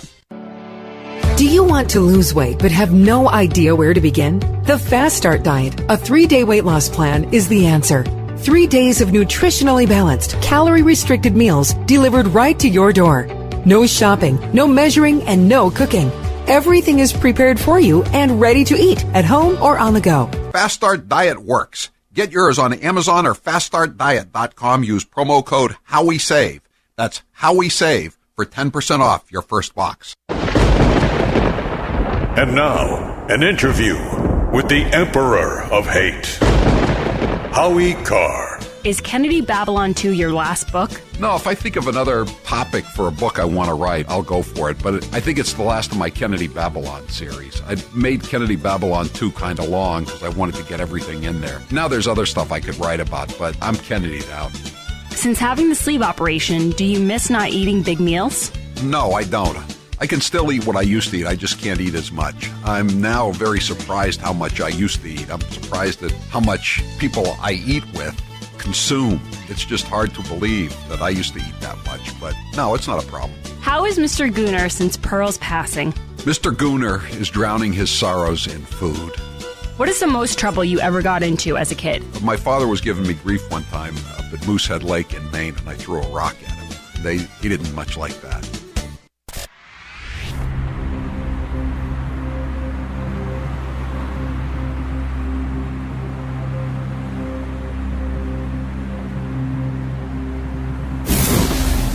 This is Chris in Rochester, Mass. This is Mark in Nashville, New Hampshire. This is Lauren in Truckstown, Pennsylvania. And this is the Howie Carr Show.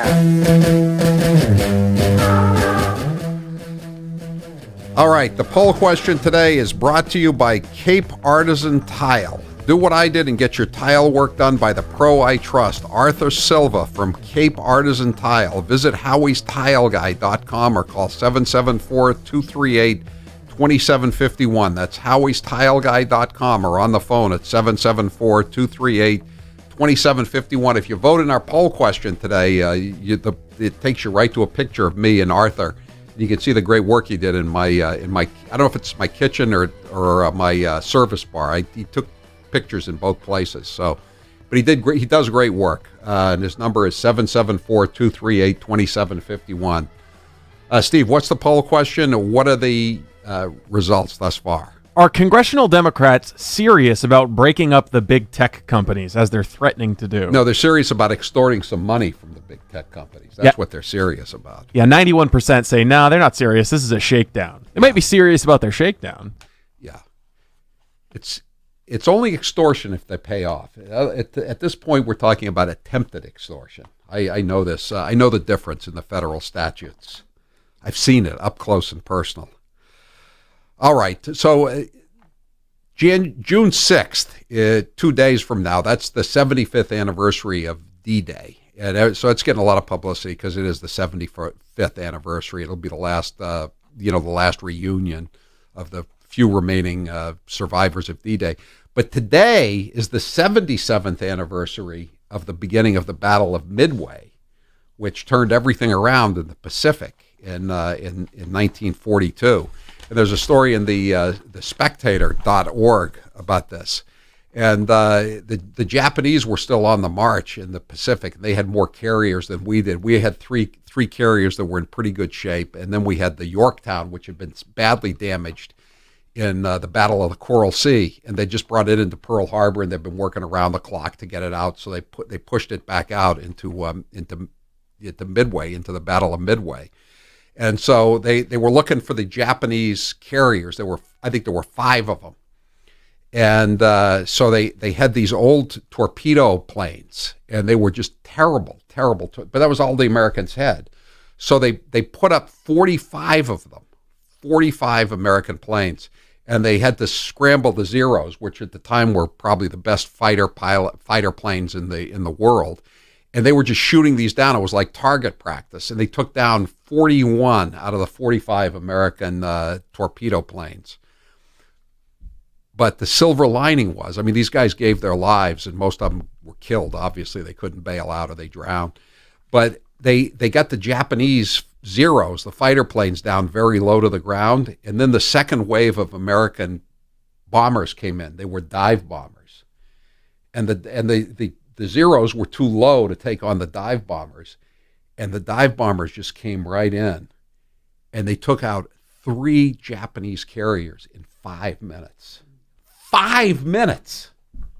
According to this story in the Spectator, there's never been anything like it in naval warfare before or since. It was just devastation, and I guess a lot of the Japanese, the top people in the Navy knew that the war had totally turned around in 5 minutes. That's all it took. And Lieutenant Commander Wade McCluskey had been searching for the Japanese fleet.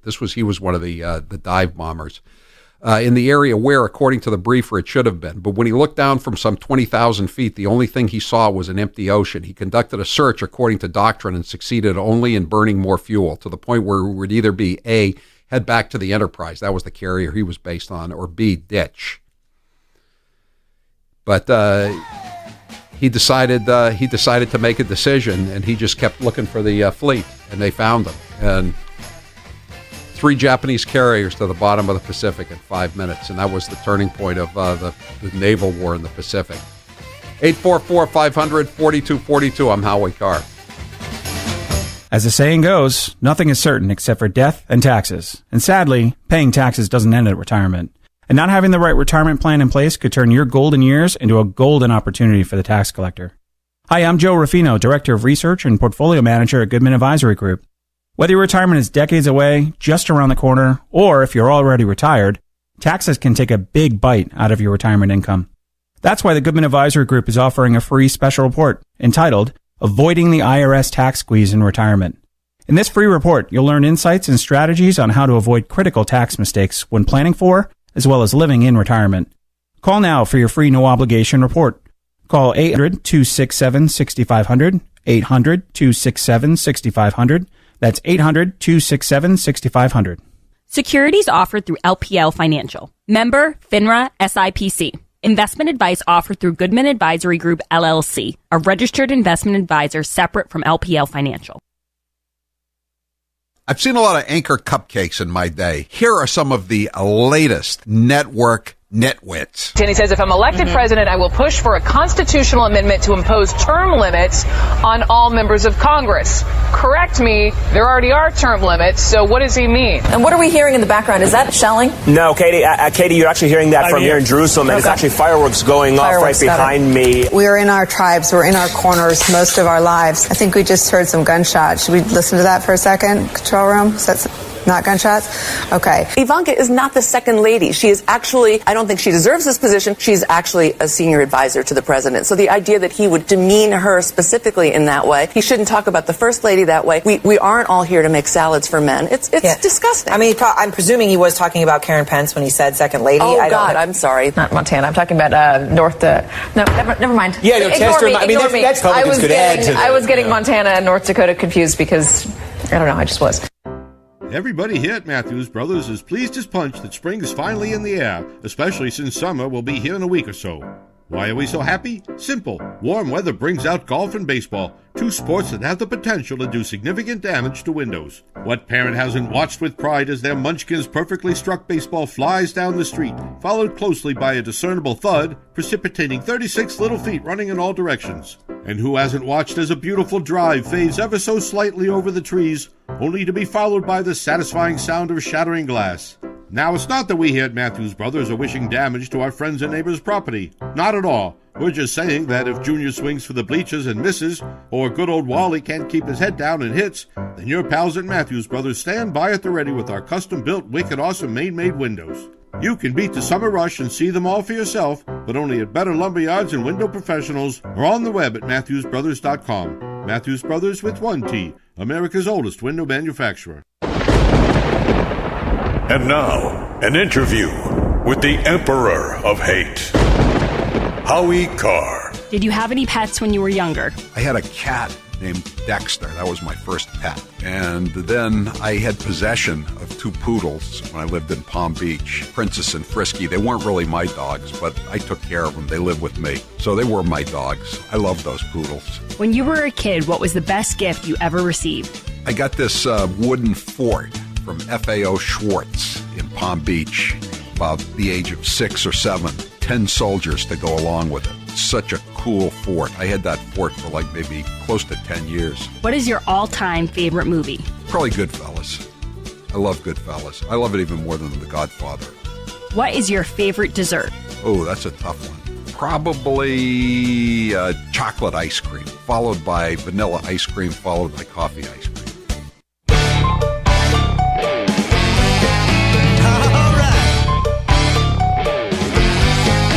Thank you, New England, for supporting Music Drives Us. Since 2006, we have used the power of music to benefit communities throughout the 6 states of New England. During this time, we've proudly supported more than 200 schools and donated upwards of 1,000 instruments. And this year, we're getting ready to donate all over again. Our work is made possible through your continued support of our musical mission. Whether you donated, volunteered at our events, attended our concerts, or engaged with us on social media, thank you.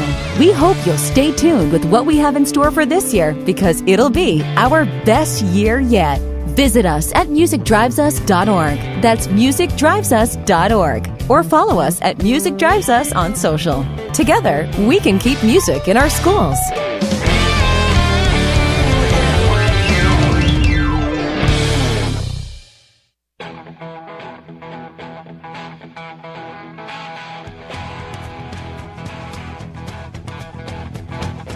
Live from the Matthews Brothers Studios. 844-500-4242. That's the toll-free number of the Howie Carr Show. The story-leading drudge now. They've really opened fire on Biden between this story about the plagiarism and the story in the New York Times, and now there's a new story up that when Biden was first running for the U.S. Senate back in 1972, he was 29 years old. He wasn't even going to be able to take office until the next year, 1973, when he turned 30.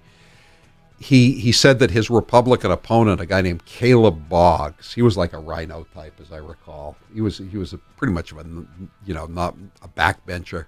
He said Caleb Boggs was too old and too feeble to be in the U.S. Senate. Do you know how old he was? 62. So he was 15 years younger than Joe Biden is today.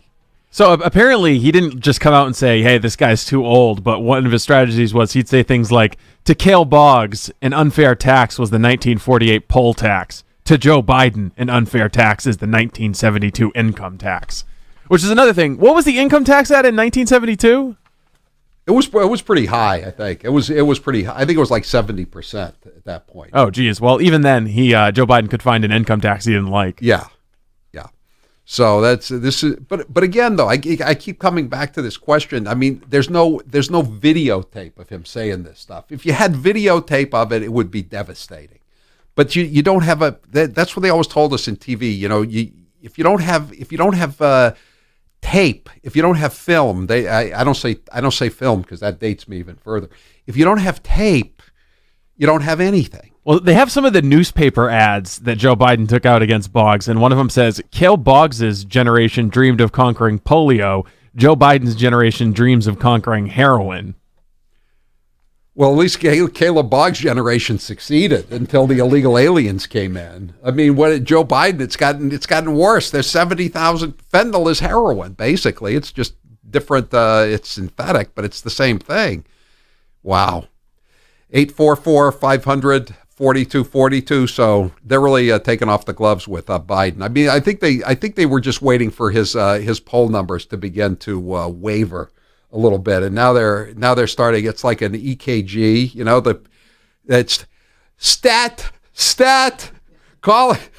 It's time for a shot right in the heart, to get him going. So. I think maybe Keith Richards has conquered heroin. Well, yeah, I told you the story about Keith Richards. One of the books that was written by one of the drug dealers for the Rolling Stones. This was a book came out a long time ago, and Keith Richards went to some Switzerland blood center, and he got all of his blood changed, and so he was cured of his addiction. And so a couple of weeks later, the guy comes back and he sees Keith Richards just shooting up again, and he said, "Well, wait, you went through the center, and what are you shooting heroin for now?" He says, "Now that I know how easy it is to kick it, why should I deny myself?" I guess, I don't know if that's a true story or not, but I've always remembered it. It's like saying quitting heroin's easy. I've done it, 100 times? Right. That's like, Mark Twain used to say that about smoking. Quitting smoking is easy. I've done it hundreds of times. Yeah, I guess Keith Richards, I don't know if he's done it dozens of times or scores of times. I don't know. 844-500-4242. I thought this is a breaking story since the show started today, so I just figured we'd ask you about it because we're getting a mixed reactions on the chump line. This is the ex-school deputy down at Parkland High School in Broward County, Fort Lauderdale. He was arrested today on charges of neglect of duty in the Parkland school massacre. His arrest was announced by the new sheriff of Broward County, Gregory Toney. He replaced Israel, who was fired or removed by the new governor, Ron DeSantis, when he took office in January. This is from the Sun-Sentinel, the Fort Lauderdale paper. When every second counted, school resource officer Scott Peterson, who was the closest person to the gunman during the Parkland school shooting and likely the only one who could have intervened, took cover instead of action, and for that he has now been arrested on 11 criminal charges today. The 56-year-old had been branded a coward, nationally heckled, and vilified for failing to confront the former student who gunned down and killed 17 students and staff at the school on February 14th, Valentine's Day last year, 2018. While there was little time for anyone to intervene before 11 were murdered on the first floor at the high school, the fate of the people on the third floor has always been in question. Every second counted. This is kind of an editorial decision, but I think this is probably one of the guys who wrote the story. The Sun-Sentinel did a very long, involved series of stories about this. They went through all the various records, the 911 calls, the surveillance video, et cetera, et cetera. Every second counted. If Peterson had charged into the 1200 building and bounded up 3 flights of stairs within a minute, he might have headed off the shooter and cut short his deadly rampage. Remember Fred Gutenberg? He was on TV a lot. His 14-year-old daughter, Jamie, was killed in the massacre. He should rot. That's how I feel. My daughter was one of the last to be shot. My daughter absolutely could have been saved by him, and she was, and I'm pleased an effort is being made for justice here. Had she had one more second, she would have been saved. She was turning into the stairwell. I hope they make his life as miserable as possible. Also on the third floor was geography teacher and cross-country coach Scott Beagle. And his mother said, Linda Schulman said, if Scott Peterson had done his job, my son would be alive today. 100% had he done something, the active shooter would not have made it to the third floor had he done his job instead of standing outside like a coward. Peterson has been booked into the Broward County main jail on 11 criminal charges, including child neglect, culpable negligence, and perjury. He was also fired. Perjury, I guess he must have lied then to the grand jury or to investigators. Sentiments from the other parents whose children were killed echoed one another in praising the decision to arrest and lamenting that it was about time. My heart is just beating because we're over a year here and this is just now happening, said the mother of 14-year-old Luke Hoyer, who died in the shooting. This is long overdue. Andrew Pollock's daughter, Meadow, 18, was killed. It's been a long time coming. Accountability is all I wanted, and now it looks like it's happening. And it was a 15-month investigation by the Florida Department of Law Enforcement and the Broward State Attorney's Office. So do you feel this is right? I mean, the guy was a coward. I mean, I think this is totally different than, somebody who's a bystander who doesn't intervene in a fight. But even then, aren't there some like Good Samaritan or bystander laws where you can be charged with negligence even if you're not a sheriff or a law enforcement official? I'm not sure. Is there like a duty to intervene if you see a kid drowning or something? Look, or to, aren't call there 911? a lot of maybe you're supposed to? Well, the mandated reporters. People are supposed to. I mean, if you're a nurse at the emergency room and you see some kid brought in and he's got a broken arm. And you're pretty sure he didn't fall out of a tree, and the father or the boyfriend of the mother is drunk or high on crack. You're mandated to call. Yeah. Not to make light of it at all, but that is in the last episode of Seinfeld, the season finale. That's why they all end up in jail, is because the place that they're at has a Good Samaritan law, and they don't step in when a guy's being carjacked. But I couldn't tell if it's just made up for the show or if it's in real life. I don't know if you can really put someone in jail for that. I don't know. I mean, haven't there been a couple of fatal beatings at Chavez Ravine where the Dodgers play? Some guy's wearing a Giants hat and he gets jumped by a bunch of people wearing Dodger hats, and I think it's horrible that happens, but I don't think it's the responsibility of somebody walking to his car to intervene in a 5-on-1 stomping. Well, reading from the definitive legal source of the United States, Wikipedia, some states such as Minnesota, Vermont, and Rhode Island make it a misdemeanor offense if it is known that someone is in serious danger and someone can intervene safely or call 911, and they do not. Safely. But this guy had a gun. That was his job. I remember when my kids went to Wellesley High School, they had a guard. After one of these shootings, they hired a guard. I think it was a retired prison guard, a CO, a corrections officer, and I would have expected him to do something in this case. I mean, did you interview him before you sent their kids? They're like, hey, somebody shows up here with a gun. You gonna shoot him? You gonna do something about that? No, of course not. I'm not going to do anything like that. You just assume that that's what he's going to do, right? Well, why would they? They didn't hire a pizza delivery guy. They hired a retired prison guard, a guy who has at least been in these ominous situations before. That's why he was hired, because he had experience. And this guy, I think, had some kind of experience too. He had to be expected to do his duty. I mean, it's one of these things. It's soft duty 99.9% of the time, but you got to. You got to put up or shut up, and he wasn't properly trained.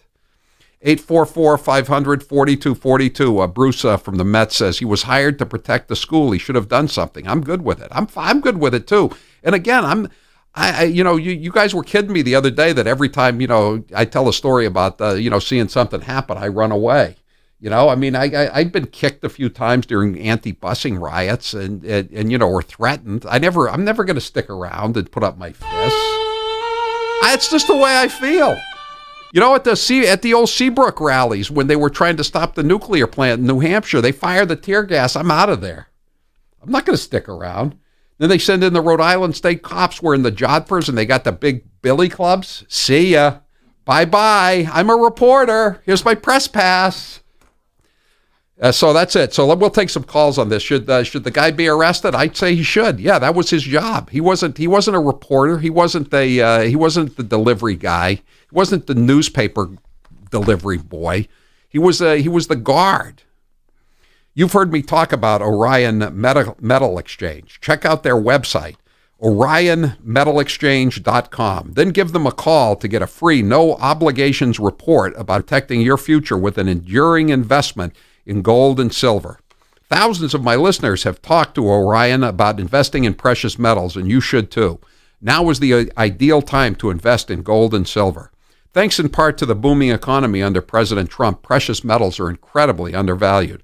But the strong dollar and roaring stock market won't last forever, and neither will this once-in-a-generation opportunity to buy gold and silver before prices return to their all-time highs. Don't just take it from me. Governments around the world are stockpiling precious metals. Just this year, Russia has bought 56 tons of precious metals. They're not alone. China, Turkey, Poland, Germany, and France have all increased their precious metals reserves. Do the smart thing. Call Orion today for free, no obligation information about gold and silver investing. Call 800-912-2300. That's 800-912-2300. With Orion, you'll get more metal for your money. Call 800-912-2300. I'm Howie Carr. He's suave, he's debonair, he's Howie Carr. This half hour is brought to you by the story of Buddy McLean, called Loved and Feared by Larry Levitt, now available on Amazon and at local bookstores. Jim Acosta, without a doubt, wins the competition for Trump's least favorite journalist of all time. Let's listen to some of their feistier moments. I'll tell you what, CNN should be ashamed of itself having you working for them. You are a rude, terrible person. You shouldn't be working for CNN. Should I let him have a little bit more? What do you think, Peter? Peter, should I let him have a little bit more? Sit down. I'm changing it from fake news, though. Doesn't that undermine... Very fake news. I know, but aren't you... When I raise money... Excuse me. I've watched you on television. You're a real beauty. Honestly, I think you should let me run the country. You run CNN. All right. And if you did it well, your ratings would be much better. If I may ask one other question. Mr. President, if I may ask one other question, are you worried... That's enough. That's enough. Mr. President, what do you say to your critics who say that you're concocting a national emergency here in order to get your wall because you couldn't get it through other ways? What do you think? Do you think I'm creating something?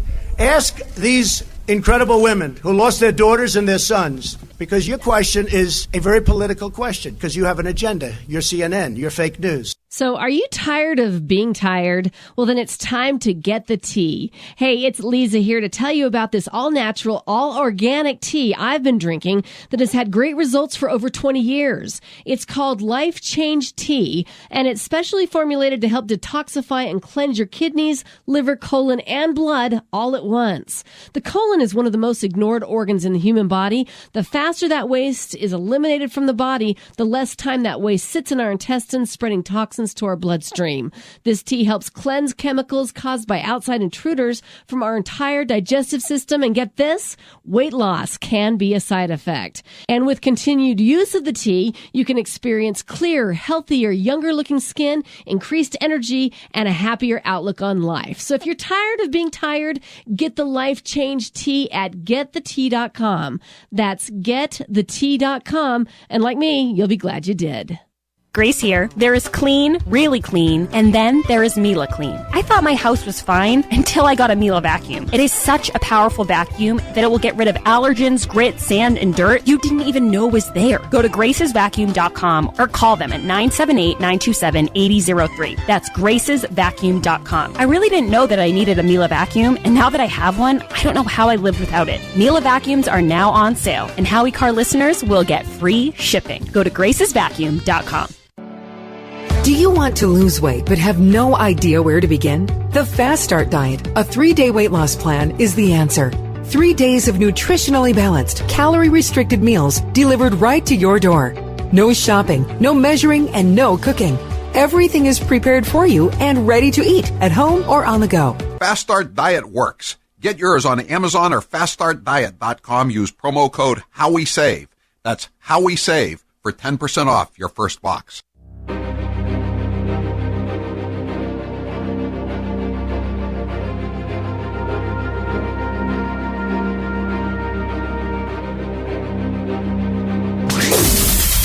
This is Karen from Billerica, Massachusetts. This is Adrian in Swanton, Vermont. This is Miss Susan up in Warner, New Hampshire. And this is the Howie Carr Show. Father's Day, 12 days away, a week from next Sunday, and we're having our Father's Day special. This is the last day of it because it takes a while to get these books out, but we've got them all in-house. You can get we have 2 different specials from the Howie Carr Show store. Go to howiecarrshow.com and click on store. You can get our 2 Kennedy Babylon books.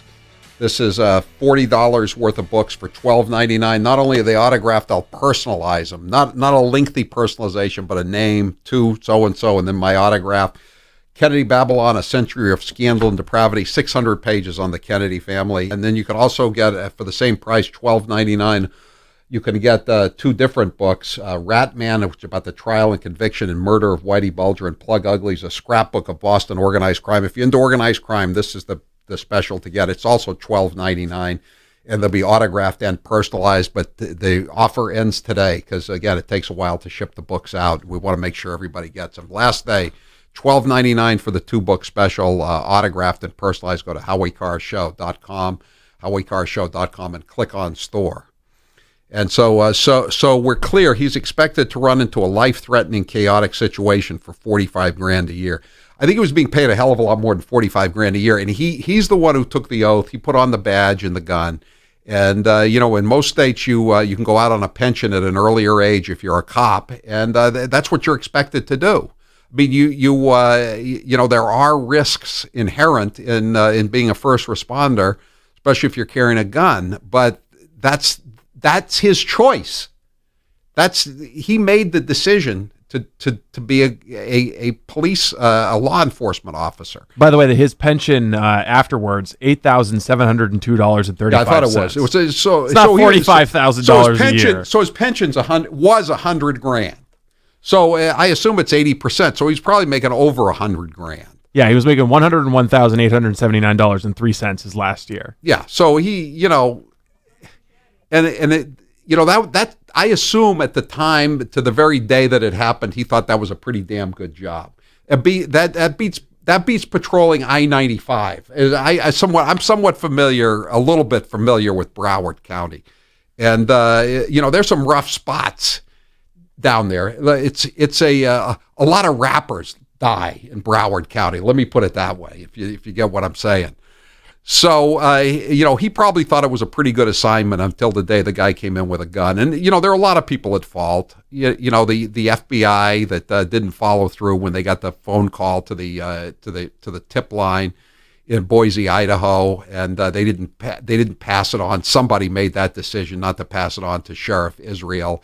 The PC school administrators who decided that no one was going to be expelled from school, no matter what they did, because, we can't leave a child behind. There's plenty of blame to go around, but this was the guy who was on the ground the day the bleep hit the fan, and he didn't do anything. What do you think the punishment should be? Because, maybe not necessarily locked up, but he should certainly lose his pension. Yeah, he should. I would. There were a lot of people died.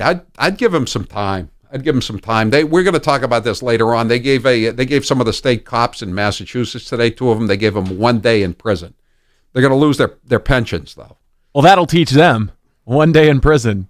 One of them's 41 years old and he had 18 years in. He lost he's losing his pension. He was counting on that pension for his entire life. I would have given him more. And one of the judges said today, some people are going to be angry. I only gave you a day. But that's more appropriate than giving this guy nothing. Certainly. He should do time, I think. Barry, you're next with Howie Carr. Go ahead, Barry. Hey, Howie, how are you guys doing today? Good. Listen, so I absolutely agree with what you're saying. When I saw that report, that sheriff stood and hid. I was outraged. I was pissed off because he took a job. He swore to protect his community. And when he did what he did, he shouldn't only get time. He should lose his pension. He should serve a minimum of no less than 5 years in the state penitentiary. And everybody else that was involved with that in some fashion or another, including the big guy at the sheriff's department, he should be indicted on this. These families want where do you draw the line, Barry? The PC school superintendent, who I think he was from some northern city and had been brought down, and he was like an Obama type guy. He's like this guy in New York City, Carranza. He wants to help everybody, and they can't discipline anybody. Part of it is his responsibility too, isn't it? But he's not going to prison. He's not losing his pension, right? His responsibility as an assistant principal or whatever his job title was is to protect the children, period. That's it. If they had some kind of, or whatever the case is, and they knew something was going on, or no child left behind, or whatever, these guys need to be removed from their position. And how about, I don't know this. Broward is a Democrat county, so I assume this nothing got before the school committee or the school board, whatever they call it. But some of these places, they have votes on whether the teacher should be armed, right? So suppose they had a vote like that in Broward County, then would you say the person who voted not to allow the teachers to be armed, would he be responsible? Yeah, this is a hypothetical case. But where do you draw the line? But wherever you draw the line, I think this guy has to be held responsible. We'll take some more calls on this when we come back. 844-500-4242. I'm Howie Carr.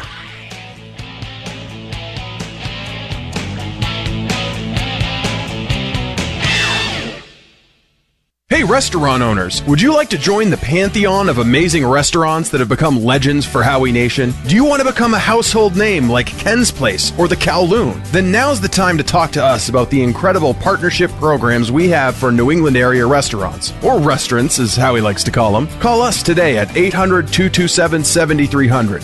800-227-7300. Call today and let the Howie Carr Radio Network bring new customers to you. 800-227-7300. Sig Sauer is calling all experienced assemblers, CNC machine operators, finishers, material handlers, and packers to come to their hiring event this Saturday, June 8th. Sig Sauer's hiring managers will be on site from 9 a.m. to noon. Sig Sauer is located at 72 Peace Boulevard in Newington, New Hampshire, exit 4 off Route 95. Sig Sauer also has several other job opportunities available. Start your new career this Saturday from 9 till noon. Learn more at SigSauerCareers.com. And now, an interview with the Emperor of Hate, Howie Carr. So now you've broken your elbow. Have you ever broken any other bones? When I was 8 years old, I broke my leg. I was playing touch football in Portland, and a big kid, a 15-year-old, tackled me. When I was in my 30s, I was going down the stairs, and one of the kids' toys was on the stairs, and I tripped on it and broke my foot. I lost a tooth playing touch football when I was just out of Deerfield. I got smacked in the jaw. My tooth went up, and I still have a bridge, a crown from that mishap. I have a replacement hip, and now I have a bunch of pins in my left elbow. When do you plan to retire? I don't plan on retiring. As an old football coach once said, once you retire, there's only one big moment left. You know what that is. And now, an interview with the Emperor of Hate, Howie Carr. How did you come up with the name VB? My first producer and I both had steady girlfriends, or we were married or whatever, and VB was always saying that we were whipped, if you know what I mean. Finally, I said, you don't even have a girlfriend. I've never seen you with a female. As a matter of fact, I don't think you have ever had sex. You are just a virgin boy. What is your biggest fear? That Donald Trump will not be reelected in 2020, and that some horrible Democrat will come in and finish off the destruction of this once great country. Out of all of your daughters, who is the least like you and why? Probably Charlotte, even though we went to the same high school, Deerfield Academy. She has a different sense of her responsibilities than I do. Let me put it that way. She has a different regard for money. She's not a cheap bastard, in other words.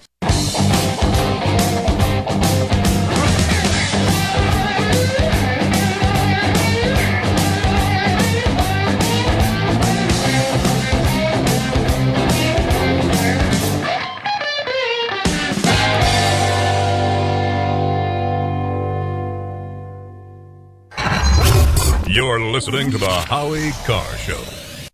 At our firm, we deal with folks who are retired, soon to be retired, or hoping to eventually be retired. And over the years, we've seen and helped to repair many devastating retirement mistakes our clients have made. Hi, I'm Joe Ruffino, Director of Research and Portfolio Manager at Goodman Advisory Group. When retirement planning is done right, you may enjoy your golden years filled with joy and independence. When done wrong, you could face a life of penny pinching, dependence, and even poverty. That's why the Goodman Advisory Group is offering a free report entitled Common and Avoidable Mistakes That Can Devastate Your Retirement. In this free report, you'll learn how to help avoid becoming broke in your golden years. More importantly, you'll learn what you could do now to avoid that fate. Call now for your free no-obligation report. Call 800-267-6500. That's 800-267-6500. 800-267-6500. Securities offered through LPL Financial. Member FINRA SIPC. Investment advice offered through Goodman Advisory Group, LLC, a registered investment advisor separate from LPL Financial. And now, an interview with the Emperor of Hate, Howie Carr. We went to the White House for the Christmas party. In your opinion, what was the highlight? The highlight of my trip to the White House with Grace, there were two. Number one, when we walked into Trump International Hotel, which she'd been dreaming of going to, and her eyes were wide. And then when the president actually came down the stairs, her eyes were even wider. She was so in awe of being there. I really felt like King Farouk, you know? I felt like I was giving someone a really great gift that they couldn't get otherwise. You've had some really good interviews over the years. Which one was your favorite? I can't really say what the best interview I ever had, but one that just occurred to me was Jesse Helms, the senator from North Carolina. I interviewed him one time, and he went to high school with my mother in Monroe, North Carolina. And the first words out of his mouth were, Howie, I know your mother before you knew your mother.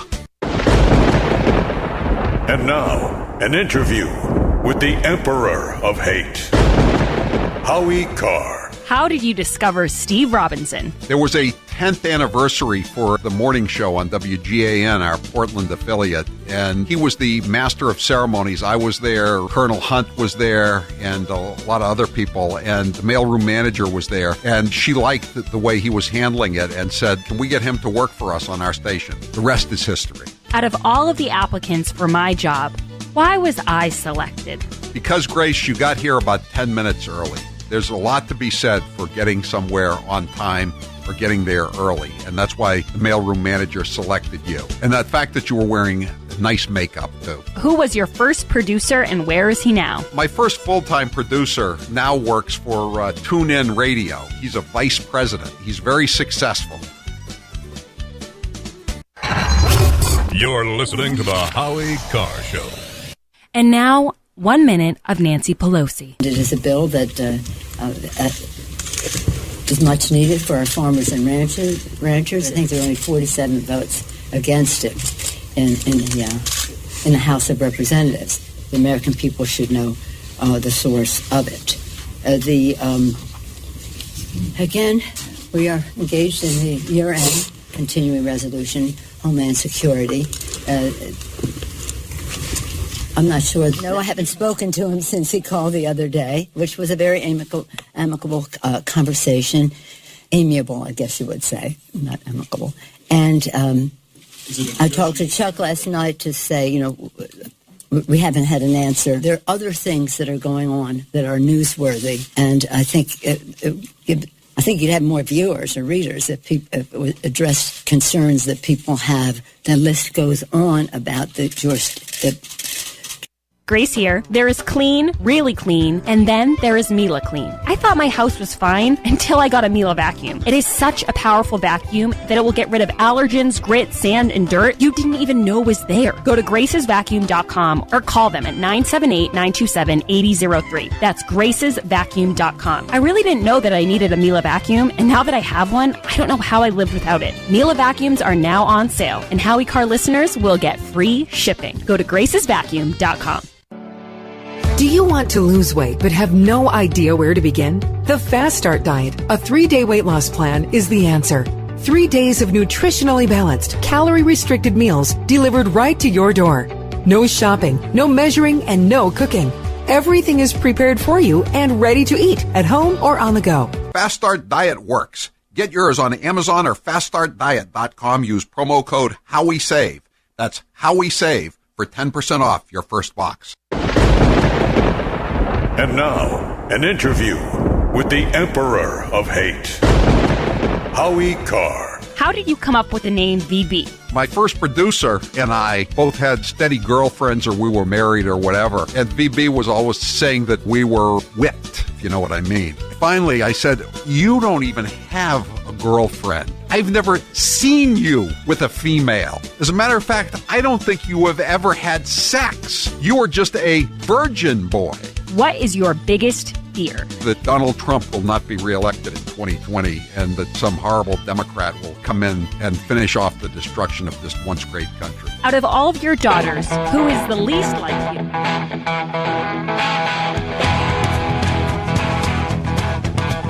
Better strap yourself in. It's time for the Howie Carr Show. Mr. President, as we look to the future, I'm confident that our common values and shared interests will continue to unite us. Ladies and gentlemen, I invite you all to rise and drink a toast to President and Mrs. Trump, to the continued friendship between our two nations, and to the health, prosperity, and happiness of the people of the United States. Live from the Matthews Brothers Studios. You're talking about the mayor of London. He's done a poor job. Crime is up. A lot of problems. He should be positive, not negative. He's a negative force, not a positive force. And I think he should actually focus on his job. It'd be a lot better if he did that. He could straighten out some of the problems that he has and probably some of the problems that he's caused. Who's your captain? Howie Carr. What do you think of Republicans who say that they may take action to block you imposing those tariffs? No, I don't think they will do that. I think if they do, it's foolish. There's nothing more important than borders. I've had tremendous Republican support. I have a 94% approval rating as of this morning in the Republican Party. That's an all-time record. Can you believe that? Isn't that something? I love records. Unchained and unstoppable. If you were voting in Congress right now on impeachment, would you vote to impeach? Yeah, I would. Okay, good. Okay, good. Okay, good. Who do you love? Howie Carr. And so we find ourselves, I think, for the first time with an attorney general who really is the president's defense lawyer and who's quite good at it and has the veneer of respectability to camouflage what he's doing. He is not the sophist that Giuliani is. He's much more dangerous. And I think he's the second most dangerous man in the country for that reason. If you're innocent, then you have nothing to fear. Rump swabs, hacks, and moonbats beware. It's Howie Carr. 844-500-4242. That's the toll-free number of the Howie Carr Show. If you'd like to join us here this afternoon, every weekday afternoon. The three top stories on Fox at this hour are Trump's state visit to London, the stock market gaining, I think, 500 points today or close to it, because of the interest by the statement by the Federal Reserve that they'll deal with interest rates if there seems to be a problem. And then the third story is Biden's plagiarism. I don't know if that's the comic relief or what, but it's getting some good play. 844-500-4242. We're gonna get to the story about the Mass State Police only getting 1 day, but I just wanted to to do a little more on this situation in Fort Lauderdale, where the guard, the school guard at Parkland High School who didn't do anything, has been arrested today and charged with 11 counts of negligence and dereliction of duty and child neglect, et cetera, et cetera. There was a 15-month investigation after the deaths of the 17 students and faculty. And the commission, Florida Department of Law Enforcement, that's the ones who conducted the investigation. They said they announced today, the chairman of the commission said that Peterson had refused to testify before the commission, even though he'd been subpoenaed. The chairman, a guy named Bob Guglieri, said his failure to appear speaks volumes, and I'd say it goes to his consciousness of guilt. The only time Peterson made any public statements, very self-serving statements, were when he appeared on NBC's The Today Show and talked to the Washington Post. Also terminated was Sergeant Brian Miller, who also neglected his duty at Stoneham Douglas, the sheriff's office said Tuesday. Miller was the first supervisor on the scene. He arrived in time to hear 3 or 4 shots, but rather than rush in or attempt to take command, he took time to put on his bulletproof vest and hid behind his car on Holmberg Road, not going to the radio for 10 minutes, according to a report by the state commission. So I think the first people who went in were cops from that wasn't Coral Gables. It was someplace with a name like Coral. It was a small town. I don't think this was in the city limits of Fort Lauderdale. It was outside, but it was two local cops that responded to the call and went in, not these guys who were from the sheriff's department. And again, it's a politicized department. I mean, they're all political appointees. It's a lot like sheriff's departments in Massachusetts, or the higher up jobs are certainly political. 844-500-4242. The bond for Peterson has been the guard. He's the actual guard that was arrested today. His bond has been set at $102,000, and which would be about his pension. His yearly pension. I think he lost his pension, though. And he could face a maximum of nearly 97 years in state prison. Of course, he's not going to do that. But I don't know. I mean, I don't know how you can defend the guy. Again, it's not like he was driving by, on his way to work out or to go trim some palm trees or something like that, or work at the suit, or play golf, or play. It's not like he was a passerby. This was his assignment. This was his damn job. And if a cop panics before he enters a hot zone, how will he act once he's in it? I mean, a lot of more people are defending this guy on the text line than I would have expected. Well, maybe if he was panicked, he shouldn't have gotten the assignment from the hack sheriff, Israel, in the first place. And maybe he shouldn't have sworn the oath to protect and defend if he knew he was going to panic. I mean, you have to, if you take the responsibility, then with the responsibility and the high pension and the early retirement and the respect comes some duties, in return for the benefits and the perks of the job. And someone says he shouldn't be the only one held accountable. Well, this is the question. I mean, how far up does it go? I mean, we'll get into this when we talk about the state police. I mean, this guy that got a day in jail today, he's 41. He's been on the job for 18 years. He's from Hopkinton. His name is Heath McAuliffe. And he said, I'm trying to deal with this. He sent a letter to the Judge Casper.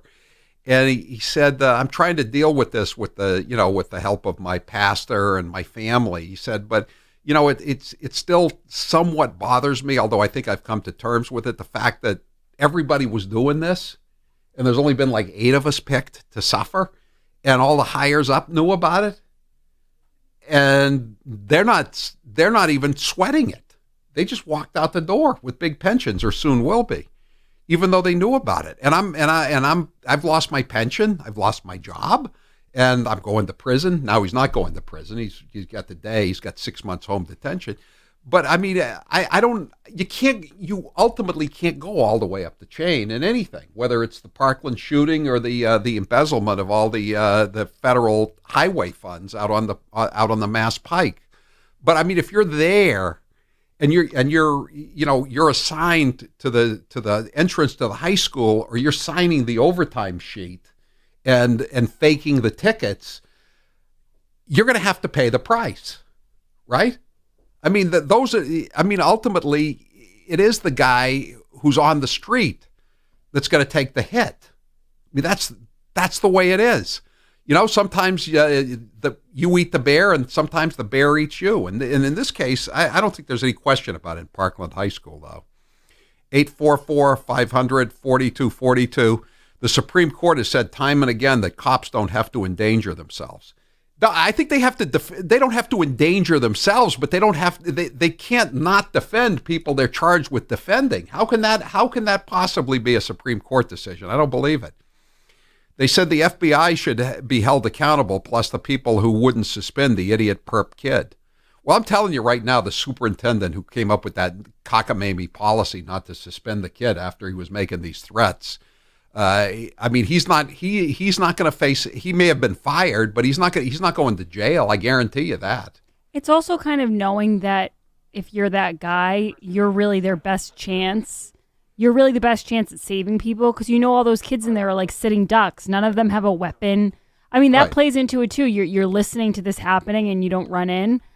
Right. I mean, I would think, and I'm not trying to sound like a tough guy or anything, but in my mind, I would kind of think to myself, I either run in and maybe I get killed, but it would be worse to live with that, knowing that you didn't do anything. Right. I mean, how about all those firefighters on 9/11 in New York who rushed into the towers? I mean, and some of them had just gotten off duty, or they drove back to the firehouse to join their compatriots.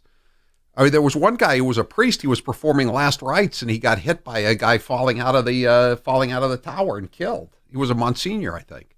I mean, there were a lot of heroic stories, and that's the way you have to be. 844-500-4242.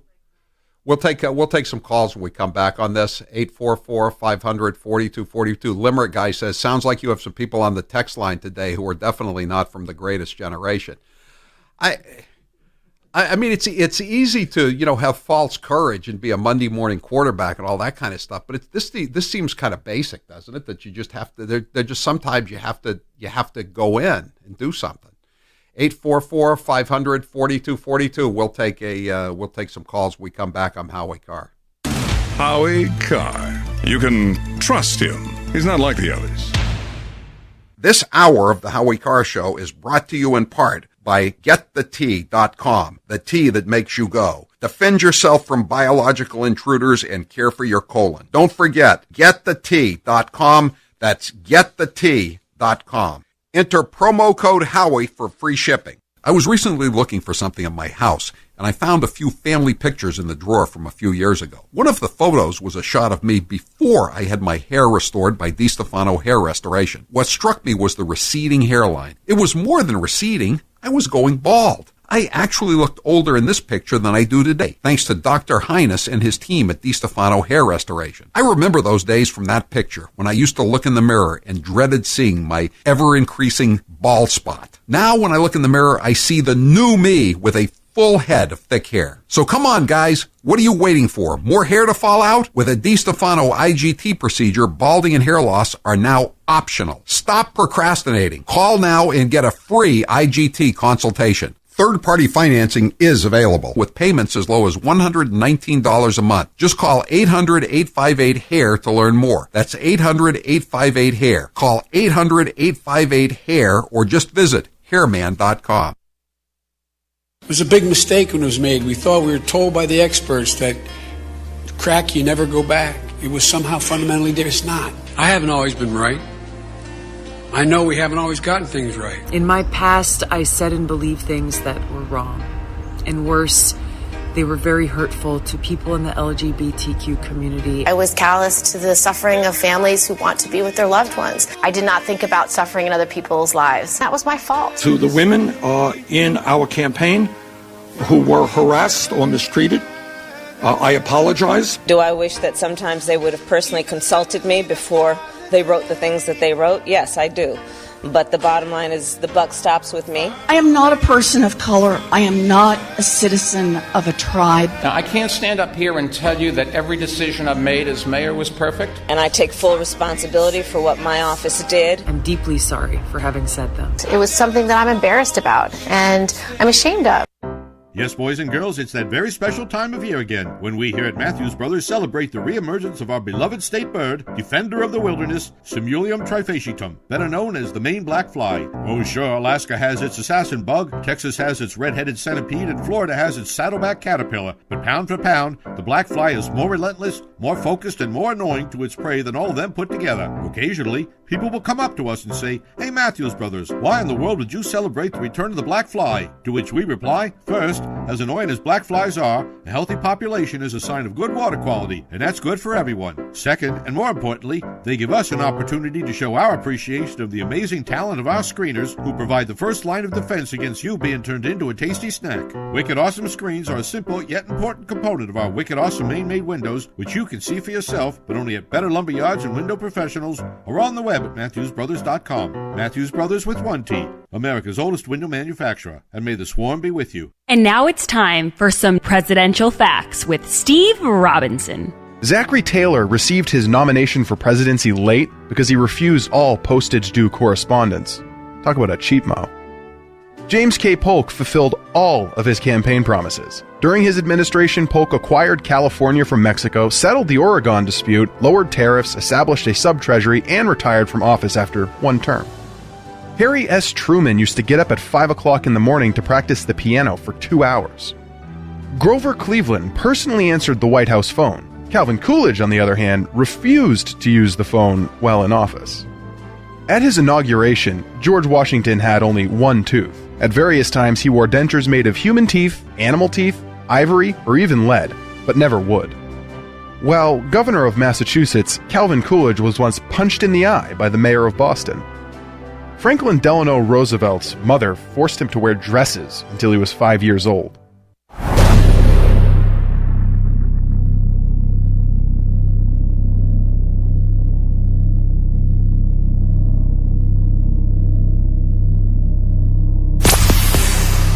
Hi, this is John in the People's Republic of Amherst, Massachusetts. This is Heather from Litchfield, Maine. This is Kent, Wichita, Kansas, and this is the Howie Carr Show.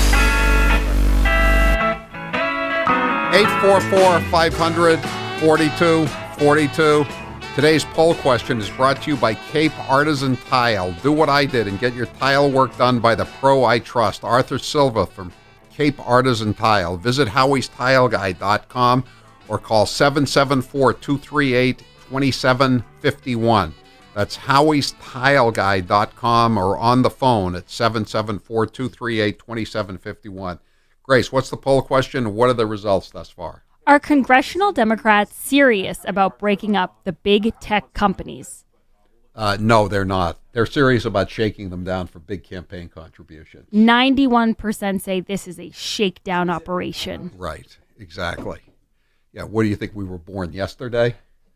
844-500-4242. Let's see here. This is 207. I retired from the Marines 2014. I know and led many 19 to 22-year-old olds who were proven braver in Iraq and paid a lot less than $100K. That guy took an oath to protect our kids. Hang the coward. Yeah, they said that it's because we're not the greatest generation, Howie, but you and I were just talking about during the break. There's a lot of stories coming out now about when a shooter goes into a school and a young guy who has no weapon or anything just charges the shooter. It happened a couple weeks ago in Colorado. Right. Really handsome young kid with a bright future just did it, probably saved a ton of lives. And now he died, so it's not an age thing. It's and just, he was 18. This guy was 55? Right. Yeah. I mean, he had a lot more time to. I mean, again, anyone's life, however old they are, is worth the same ultimately. But I mean, he had a lot of time to decide what he wanted to do with his life. This kid is 18. He's just thinking about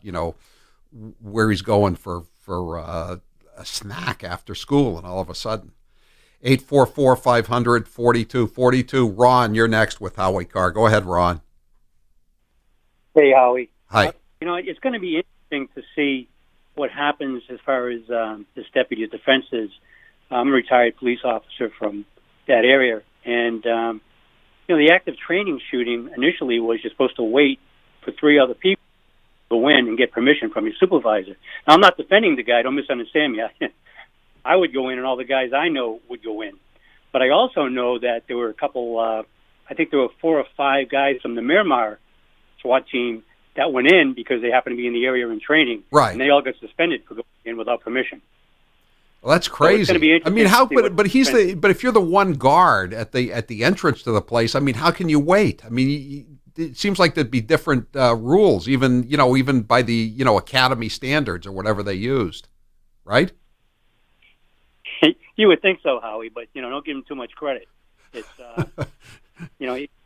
it's a bad scene, and it's going to be interesting. I mean, I hope they hang him because how can you let that go? Yeah, it says 15. It says 15. 15-month investigation. Yeah, I think they've definitely got their ducks in a row, or I'd certainly hope so. Jim, you're next with Howie Carr. Go ahead, Jim. Hi, Howie. Hi. I was there when it happened. I thought World War III broke out. What do you mean you were there? Where were you? I was right in Coral Springs, right in the Parkland line, 1 mile from the school. Yeah. And the helicopters in the air, the parents parking in the median strips on the side of the road, the SWAT teams, the fire engines, the ambulances. It's just unbelievable. It was just like the most tumult I ever seen. Well, actually, not. I've seen a lot of other tumult before, but it was unbelievable what happened. It was the Coral Springs cops who went in there first. Yeah. Yeah, that's what I thought. Coral. I knew it was Coral something. I didn't think it was Coral Gables because it's too far away. No, it's too far away. It's 60 miles away. Yeah. And I don't know about that gentleman before said the Miramar cops. Miramar's 40 miles away too, so if they're there for training maybe. But it was the Coral Springs cops and none of the deputies. But the funny thing is after that, they blocked off the breakdown lane on the bridge by the school because people at 6 o'clock in the morning were stopping there just to say prayers. Wow. What a horrible event. I was down in Florida at the time, and not nearby. I was in Palm Beach, obviously, but it was just it just took over the whole all of South Florida. Thanks for the call, Jim. Donald, you're next with Howie Carr. Go ahead, Donald. Yeah, Howie, don't take this wrong. I don't think that guy was courageous at all, but I want to name 3 names: Jan Jordan, Scott Peterson, and Ron Runcie are all in the chain of command. This guy had been taught the old school approach for a shooting or that action, which was initially secure where you're at, call the guys, brief the guys who are going to get there, then take action. That's what he was doing. Jan Johnson was in charge of the Parkland area for the Broward Sheriffs.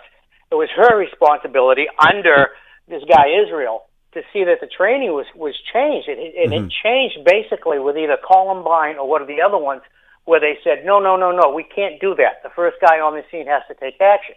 Right. I think this guy was following old procedures. I think this trial is going to put Runcie, Israel, and Jordan on trial at the same time. I don't see any way where the guy gets convicted. possibly of lying if he lied under oath or something of that nature. But I don't see him getting convicted of cowardice because,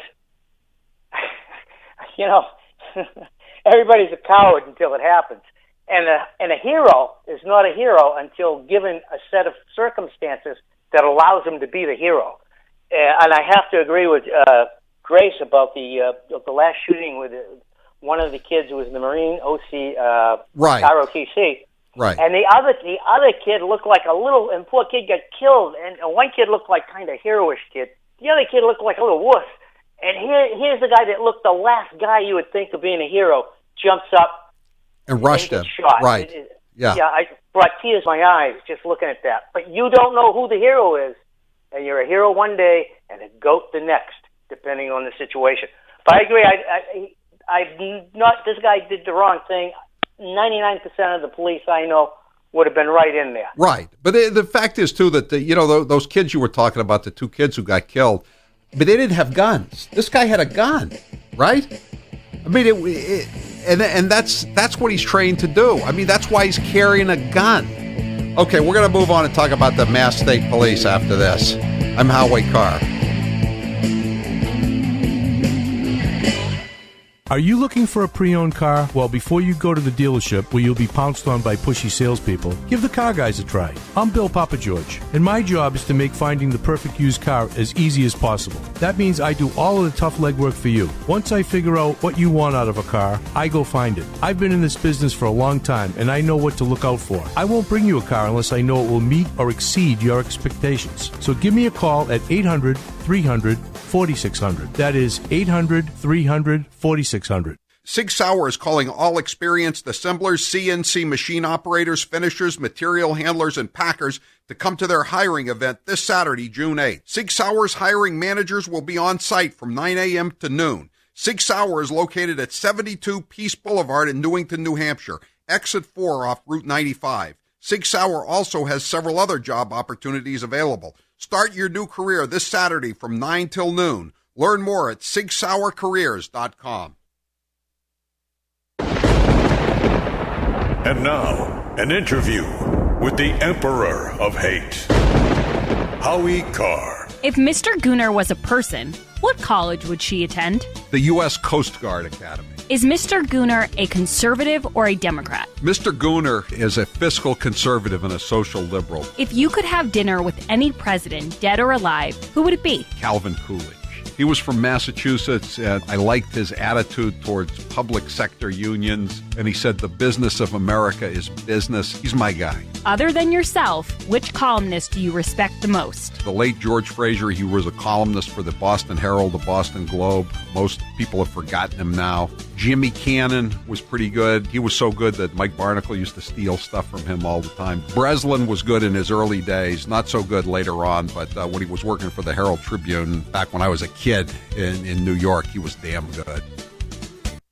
We here at Matthews Brothers love this time of year. Love, love, love it. Why, you might ask? It's hurricane season, baby, and you know what that means. Torrential rains, catastrophic winds, and at least one dire warning a week about the end of the world as we know it from Biff Buffington. If the prognosticators over at whatever government agency is in charge of making these predictions are correct, this hurricane season will be worse than last year's, which of course was going to be worse than the year before's, which was going to be worse than the year before that, and, well, you know where we're going here. Why do we look forward to hurricane season? Simple. It gives us an opportunity to show off our amazing, wicked, awesome Maine-made windows. We routinely build our windows to withstand wind loads in excess of 175 miles an hour, the equivalent of a Cat 5 hurricane. Now, we here in New England rarely see hurricanes, and when we do, they're Category 3 or less. But isn't it nice to know that should Biff Buffington ever get it right, you'll be safe behind our windows. You can see our amazing windows for yourself, but only at Better Lumber Yards and Window Professionals, or on the web at MatthewsBrothers.com. Matthews Brothers with one T, America's oldest window manufacturer. And now it's time for some presidential facts with Steve Robinson. William Howard Taft is the only U.S. president who also served as a Chief Justice on the Supreme Court. Grover Cleveland was the first president to be married in the White House. Thomas Jefferson had a pet mockingbird named Dick. 3 presidents, John Adams, Thomas Jefferson, and James Monroe, have died on the 4th of July. Andrew Johnson's deal to purchase Alaska for $7.2 million was mocked at first. But then we discovered all the oil and gold, and I think it's safe to say it worked out. Abraham Lincoln was the first president to wear a beard, which he grew out after 11-year-old Grace Bettel sent him a letter imploring him to do so. Chester A. Arthur was nicknamed Elegant Arthur because of his fashion sense. Franklin Pierce gave his 3,319-word inaugural address from memory, without the aid of notes. Are you running in 2020? Do you plan on running for president in 2020? I've got a lot of work in the Senate. That's not a no. I'm seriously considering it. I'm thinking hard about it. Considering running. And afterwards, you take a look at it. Absolutely, I'm looking at it. I'm thinking about it. We're seriously thinking about it. I'm not ruling it out. We certainly are looking at it. I've been very straightforward that I'm thinking about running. Am I going to think about it? Yeah, I think about it. Look, we'll see what happens. Yeah, I'm thinking about it. I would not be honest with you if I didn't say that I'm thinking of running. I am just still thinking about this, talking to people. Not sure what the future will hold in that respect. I promise I'm thinking about it really hard, Elaine. I think about whether or not I should run. I'll take a hard look at running for president. I'm seriously thinking about how I can best be of service. During the holidays, I'm going to sit back and meet with family, friends. Are you ruling out running for president in 2020 or not? No, that's another year. Would you be open to it? Sure, I would never close the door. Look, I might. Amy and I made a decision not to rule anything out.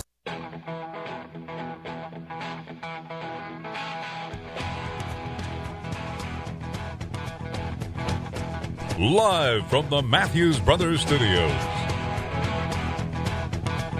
And so we find ourselves, I think, for the first time with an attorney general who really is the president's defense lawyer and spokesperson, and who's quite good at it, and has the veneer of respectability to camouflage what he's doing. He is not the sophist that Giuliani is. He's much more dangerous. And I think he's the second most dangerous man in the country for that reason. He is if you're James Comey or John Brennan or James Clapper or Strzok or Page. He's the most dangerous man in America. I love that. The veneer, Barr has the veneer of responsibility because he is judicious and sober. And he's trying to reestablish the rule of law in these lawless departments.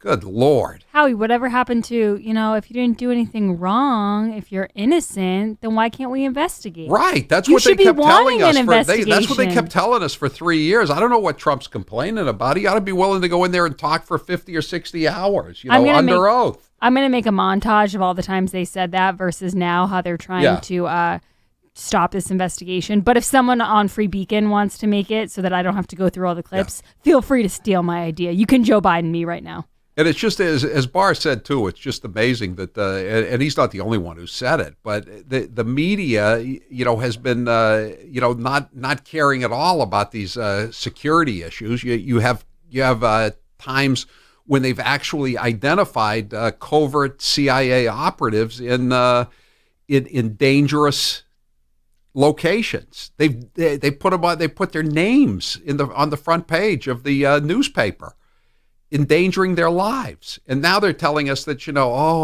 it's somebody who's in Putin's inner circle. It's all nonsense. If they'd already talked about somebody inside Putin's inner circle. He's not if he ever was there in the first place, and I'm not saying he was, he's dead now. He was outed 2 years ago. Grace just printed this up from Ralph Waldo Emerson. A hero is no braver than an ordinary man, but he is brave 5 minutes longer.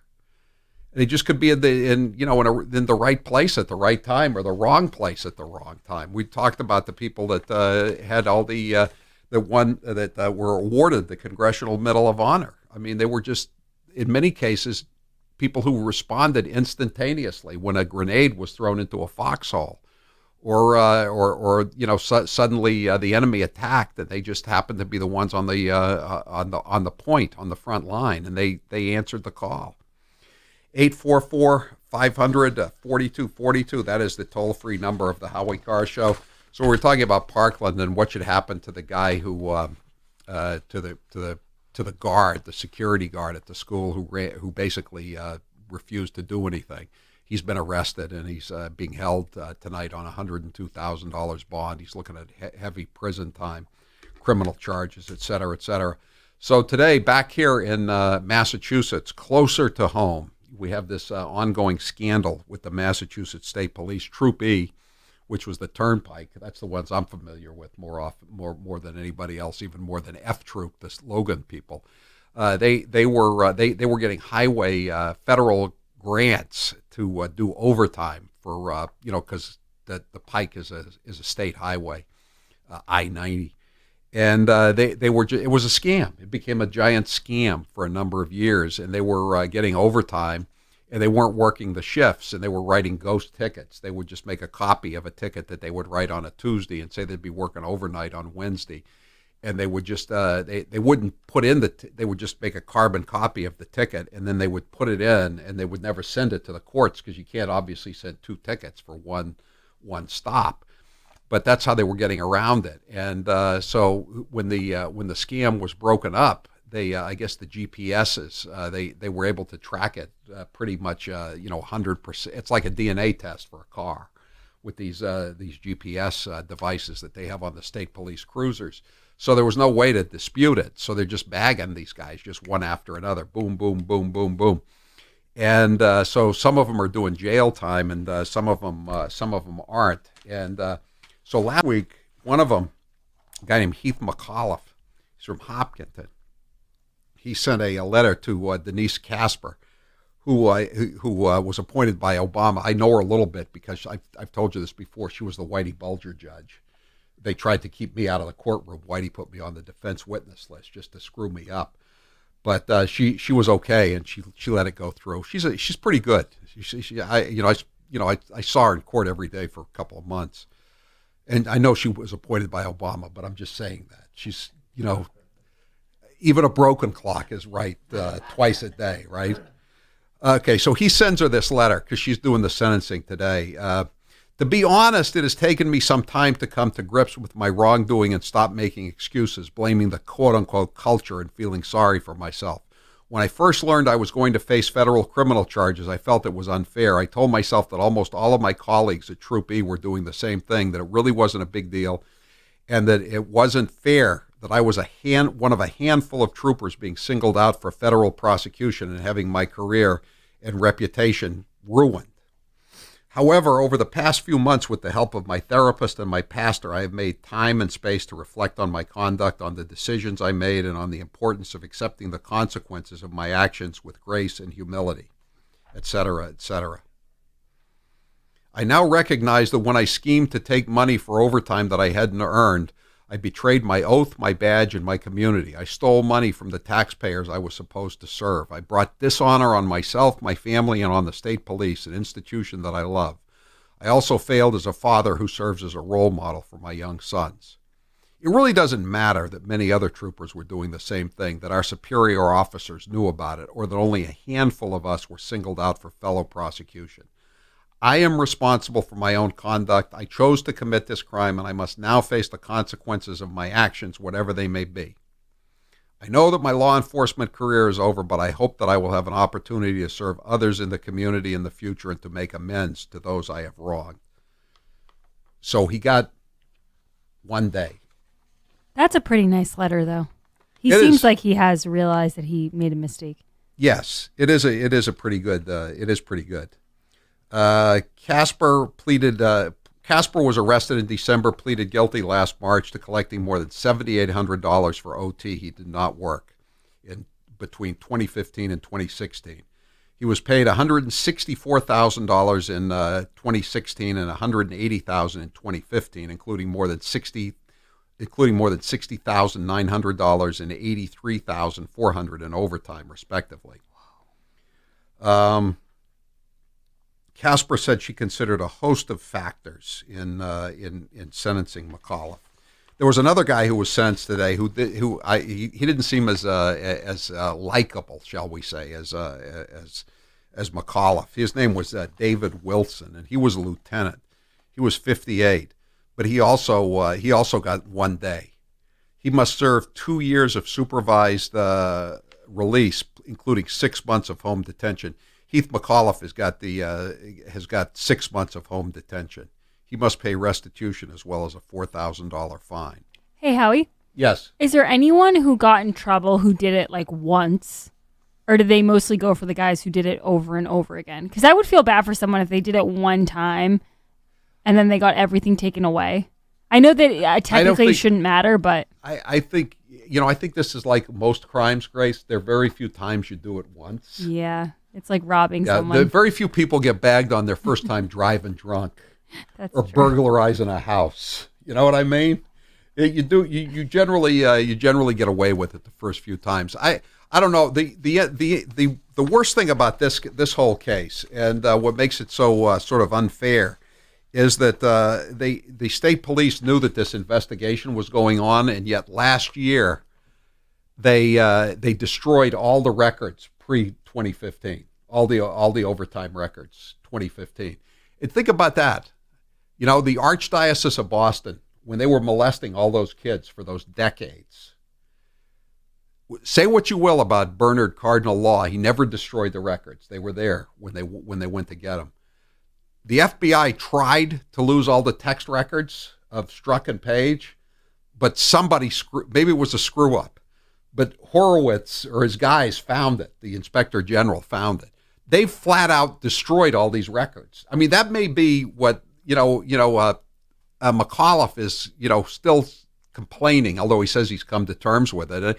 But he does have a point. I mean, how would you? They say they have records. 46 troopers assigned to a division that primarily patrol the Mass Pike. That's Troop E. It's now disbanded. Have been accused of collecting overtime pay for hours they didn't work in previous years. 10 have been criminally charged. So how would you like to be one of those? So the odds are 1 in 5 or 1 in 4 that you're going to be caught and go to prison, be humiliated, and lose your pension. But 4 out of the 5 people who did it are going to get to keep their $100,000 plus pensions and not be humiliated. I mean, how fair is that? That's why Judge Wolf, who's not, again, not a friend of mine, Judge Wolf, he's on senior status, but he asked the federal prosecutor, he said, how come this is not a racketeering enterprise? How come this is being treated like individual crimes when this was a whole giant organized scam going on here? And the prosecutor, I don't think he wanted to say because they destroyed all the evidence and they've gotten away with it, but that's what it is. Someone says this is what we call a culture of corruption. But I mean, do you really need to destroy McAuliffe's life? I mean, I'm just wondering about this. I mean, McAuliffe didn't kill anybody, and his life is destroyed. What's he going to do? This sounds like a Mark Wahlberg movie. Yeah, but Mark Wahlberg movie would end with like a flurry of gunfire, yeah, and people getting shot in the head and all that stuff. Yeah, or someone would steal an armored car, drive through drive around the Bunker Hill Monument. I mean, none of that's going to happen. No. This is a different case. I don't know. I mean, I'm not really sure. I was telling these guys, I wrote a column tomorrow. This woman who's she's the undersecretary of the Department of Public Safety. She claims that she provided strategic leadership for the state police during all this time with Leah Gendoso, the destruction of the overtime records, the E-Troop disbandment. Brooming the case for Charlie Baker's son.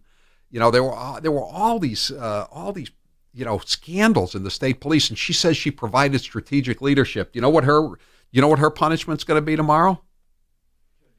She is going to get a judgeship tomorrow, probably on a unanimous vote in the governor's council. Her name is Jennifer Quealy. She and her husband, her husband is a family wealth manager at Morgan Stanley, and they live in a mansion in Weston. And they gave $8,500 to Baker and Polito. So she's not going to prison even for one day. She's not having a supervised home detention.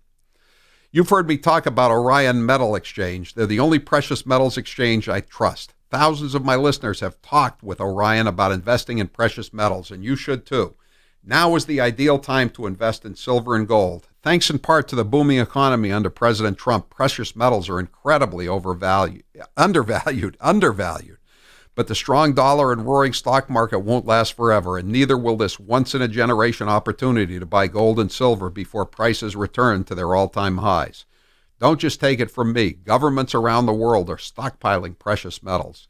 Just this year, Russia has bought 56 tons of precious metals. They're not alone. China, Turkey, Poland, Germany, and France have all increased their precious metal reserves. Do the smart thing. Call Orion today for free, no-obligation information about gold and silver investing.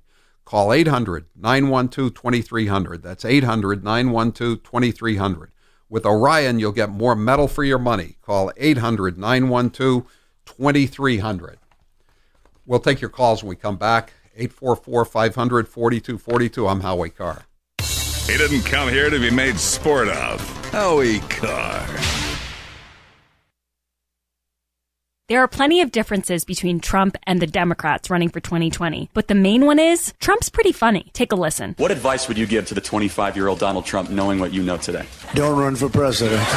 I'm not a drinker. I can honestly say I never had a beer in my life, okay? It's one of my only good traits. I don't drink. Whenever they're looking for something good, I say, I never had a glass of alcohol. I've never had alcohol. Can you imagine if I had? What a mess I'd be.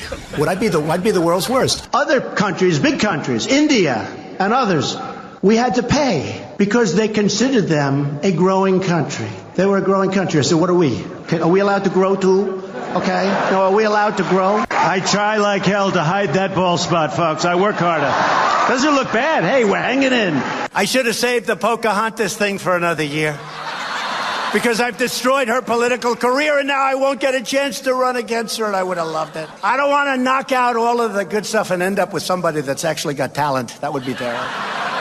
Grace here. There is clean, really clean, and then there is Miele Clean. I thought my house was fine until I got a Miele vacuum. It is such a powerful vacuum that it will get rid of allergens, grit, sand, and dirt you didn't even know was there. Go to gracesvacuum.com or call them at 978-927-803. That's gracesvacuum.com. I really didn't know that I needed a Miele vacuum, and now that I have one, I don't know how I lived without it. Miele vacuums are now on sale, and Howie Carr listeners will get free shipping. Go to gracesvacuum.com. Do you want to lose weight but have no idea where to begin? The Fast Start Diet, a 3-day weight loss plan, is the answer. 3 days of nutritionally balanced, calorie-restricted meals delivered right to your door. No shopping, no measuring, and no cooking.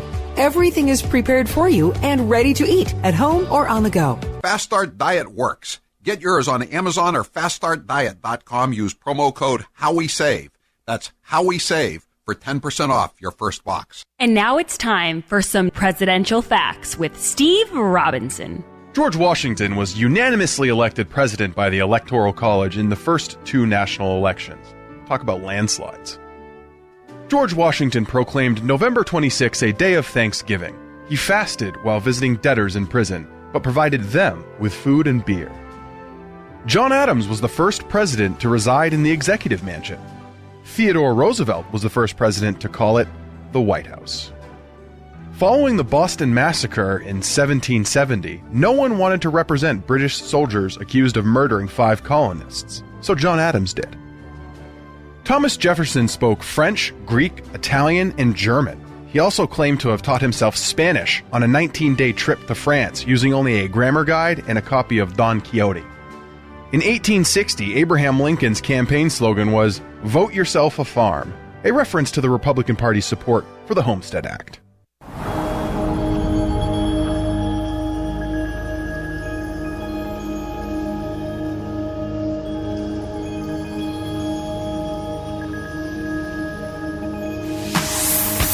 Hi, this is Cindy from Osterville, Massachusetts. This is Brett Rock from Dunstable, Massachusetts. This is Amy in Lisbon Falls, Maine, and this is the Howie Carr Show.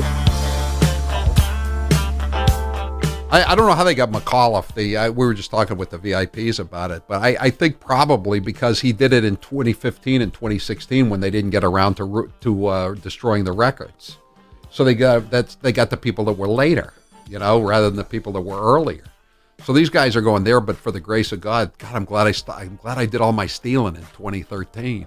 or 2014. I mean, that's what it comes down to in all likelihood. Wait, was it like paperwork? Did they shred it? Did they bleach bit it? What when you I don't say know what they destroy did the records? I don't know. They had to have a pretty good system because, like I said, the FBI didn't destroy all those texts between Strzok and Page, right? Well, they say now if you put something online, everything lives forever. But I mean, I guess if they only had paperwork, then I don't know what the situation was, but the feds are claiming that's why they can't do anything with this because they destroyed everything. And see, what's worse is, it's not like this is from like 1983. They knew the investigation was going on, and somebody made a specific decision to destroy all the information, apparently, according to everything I understand it. Anyway, it's Father's Day coming up in 12 days. This is the last day for our Father's Day special. You can go to HowieCarrShow.com, click store, HowieCarrShow.com, click store. You can order our 2 Kennedy Babylon books, both of them. This is like a $40 value for $12.99. They're not only autographed, but I'll personalize them, just one word, not a lengthy personalization, but to Dad or to Peter or to Paul, whoever you want it to, and both of them. And we're also selling our organized crime special for $12.99. This is about a $30 value. The book's Rat Man, about the trial and conviction and murder of Whitey Bulger, and Plug Ugly's a scrapbook of Boston organized crime, about a $30 value. Again, personalized and autographed for $12.99. So order before midnight tonight. The special ends tonight. But it's our Father's Day special, $12.99. Go to HowieCarrShow.com and click on store. Let's see. Some guy said 413 drove the Mass Pike from Springfield to Marlboro for over a decade. Had one interaction with a trooper from E. Couldn't have been a bigger jerk. I wrote a nice letter to his sergeant. Love to share with you sometime. I've been praying he's on the list, but not yet. Yeah, and at Logan, I thought after this whole thing happened that maybe they'd be a little nicer, just because, it's some humble pie, but they're not.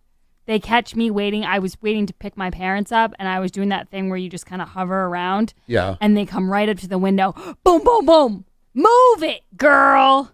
Why didn't you? They didn't say girl, but I was. Why didn't you just go to the cell phone lot, Grace? It's not that unpleasant to be in the cell phone lot. Everywhere I went, this one trooper would find me, and he'd say, "Hey, you!" It was really scary. I'm not defending the trooper, but we're in the cell phone lot. They don't bother you in the cell phone lot. I wanted to say to him, "Why are you yelling at me? It's not like I'm a criminal. I'm a girl in a car waiting to pick my parents up." But he was so mean. Everybody has a bad day, Grace. Dave, you're next with Howie Carr. Go ahead, Dave. Hi, Howie. I hope you're not defending these guys because 80% got away. Isn't that what they say when they pull you over for going 75 on the Mass No, Pike? Believe me, I'm not defending them. I just, I can kind of understand where this guy McAuliffe is coming from. Can't you? No, Howie, it's like when people say, I was just following the traffic. I was just following the pace of the traffic. They don't let you get away with that. And now he's saying, I was just doing what everybody else was doing. Right. Nope.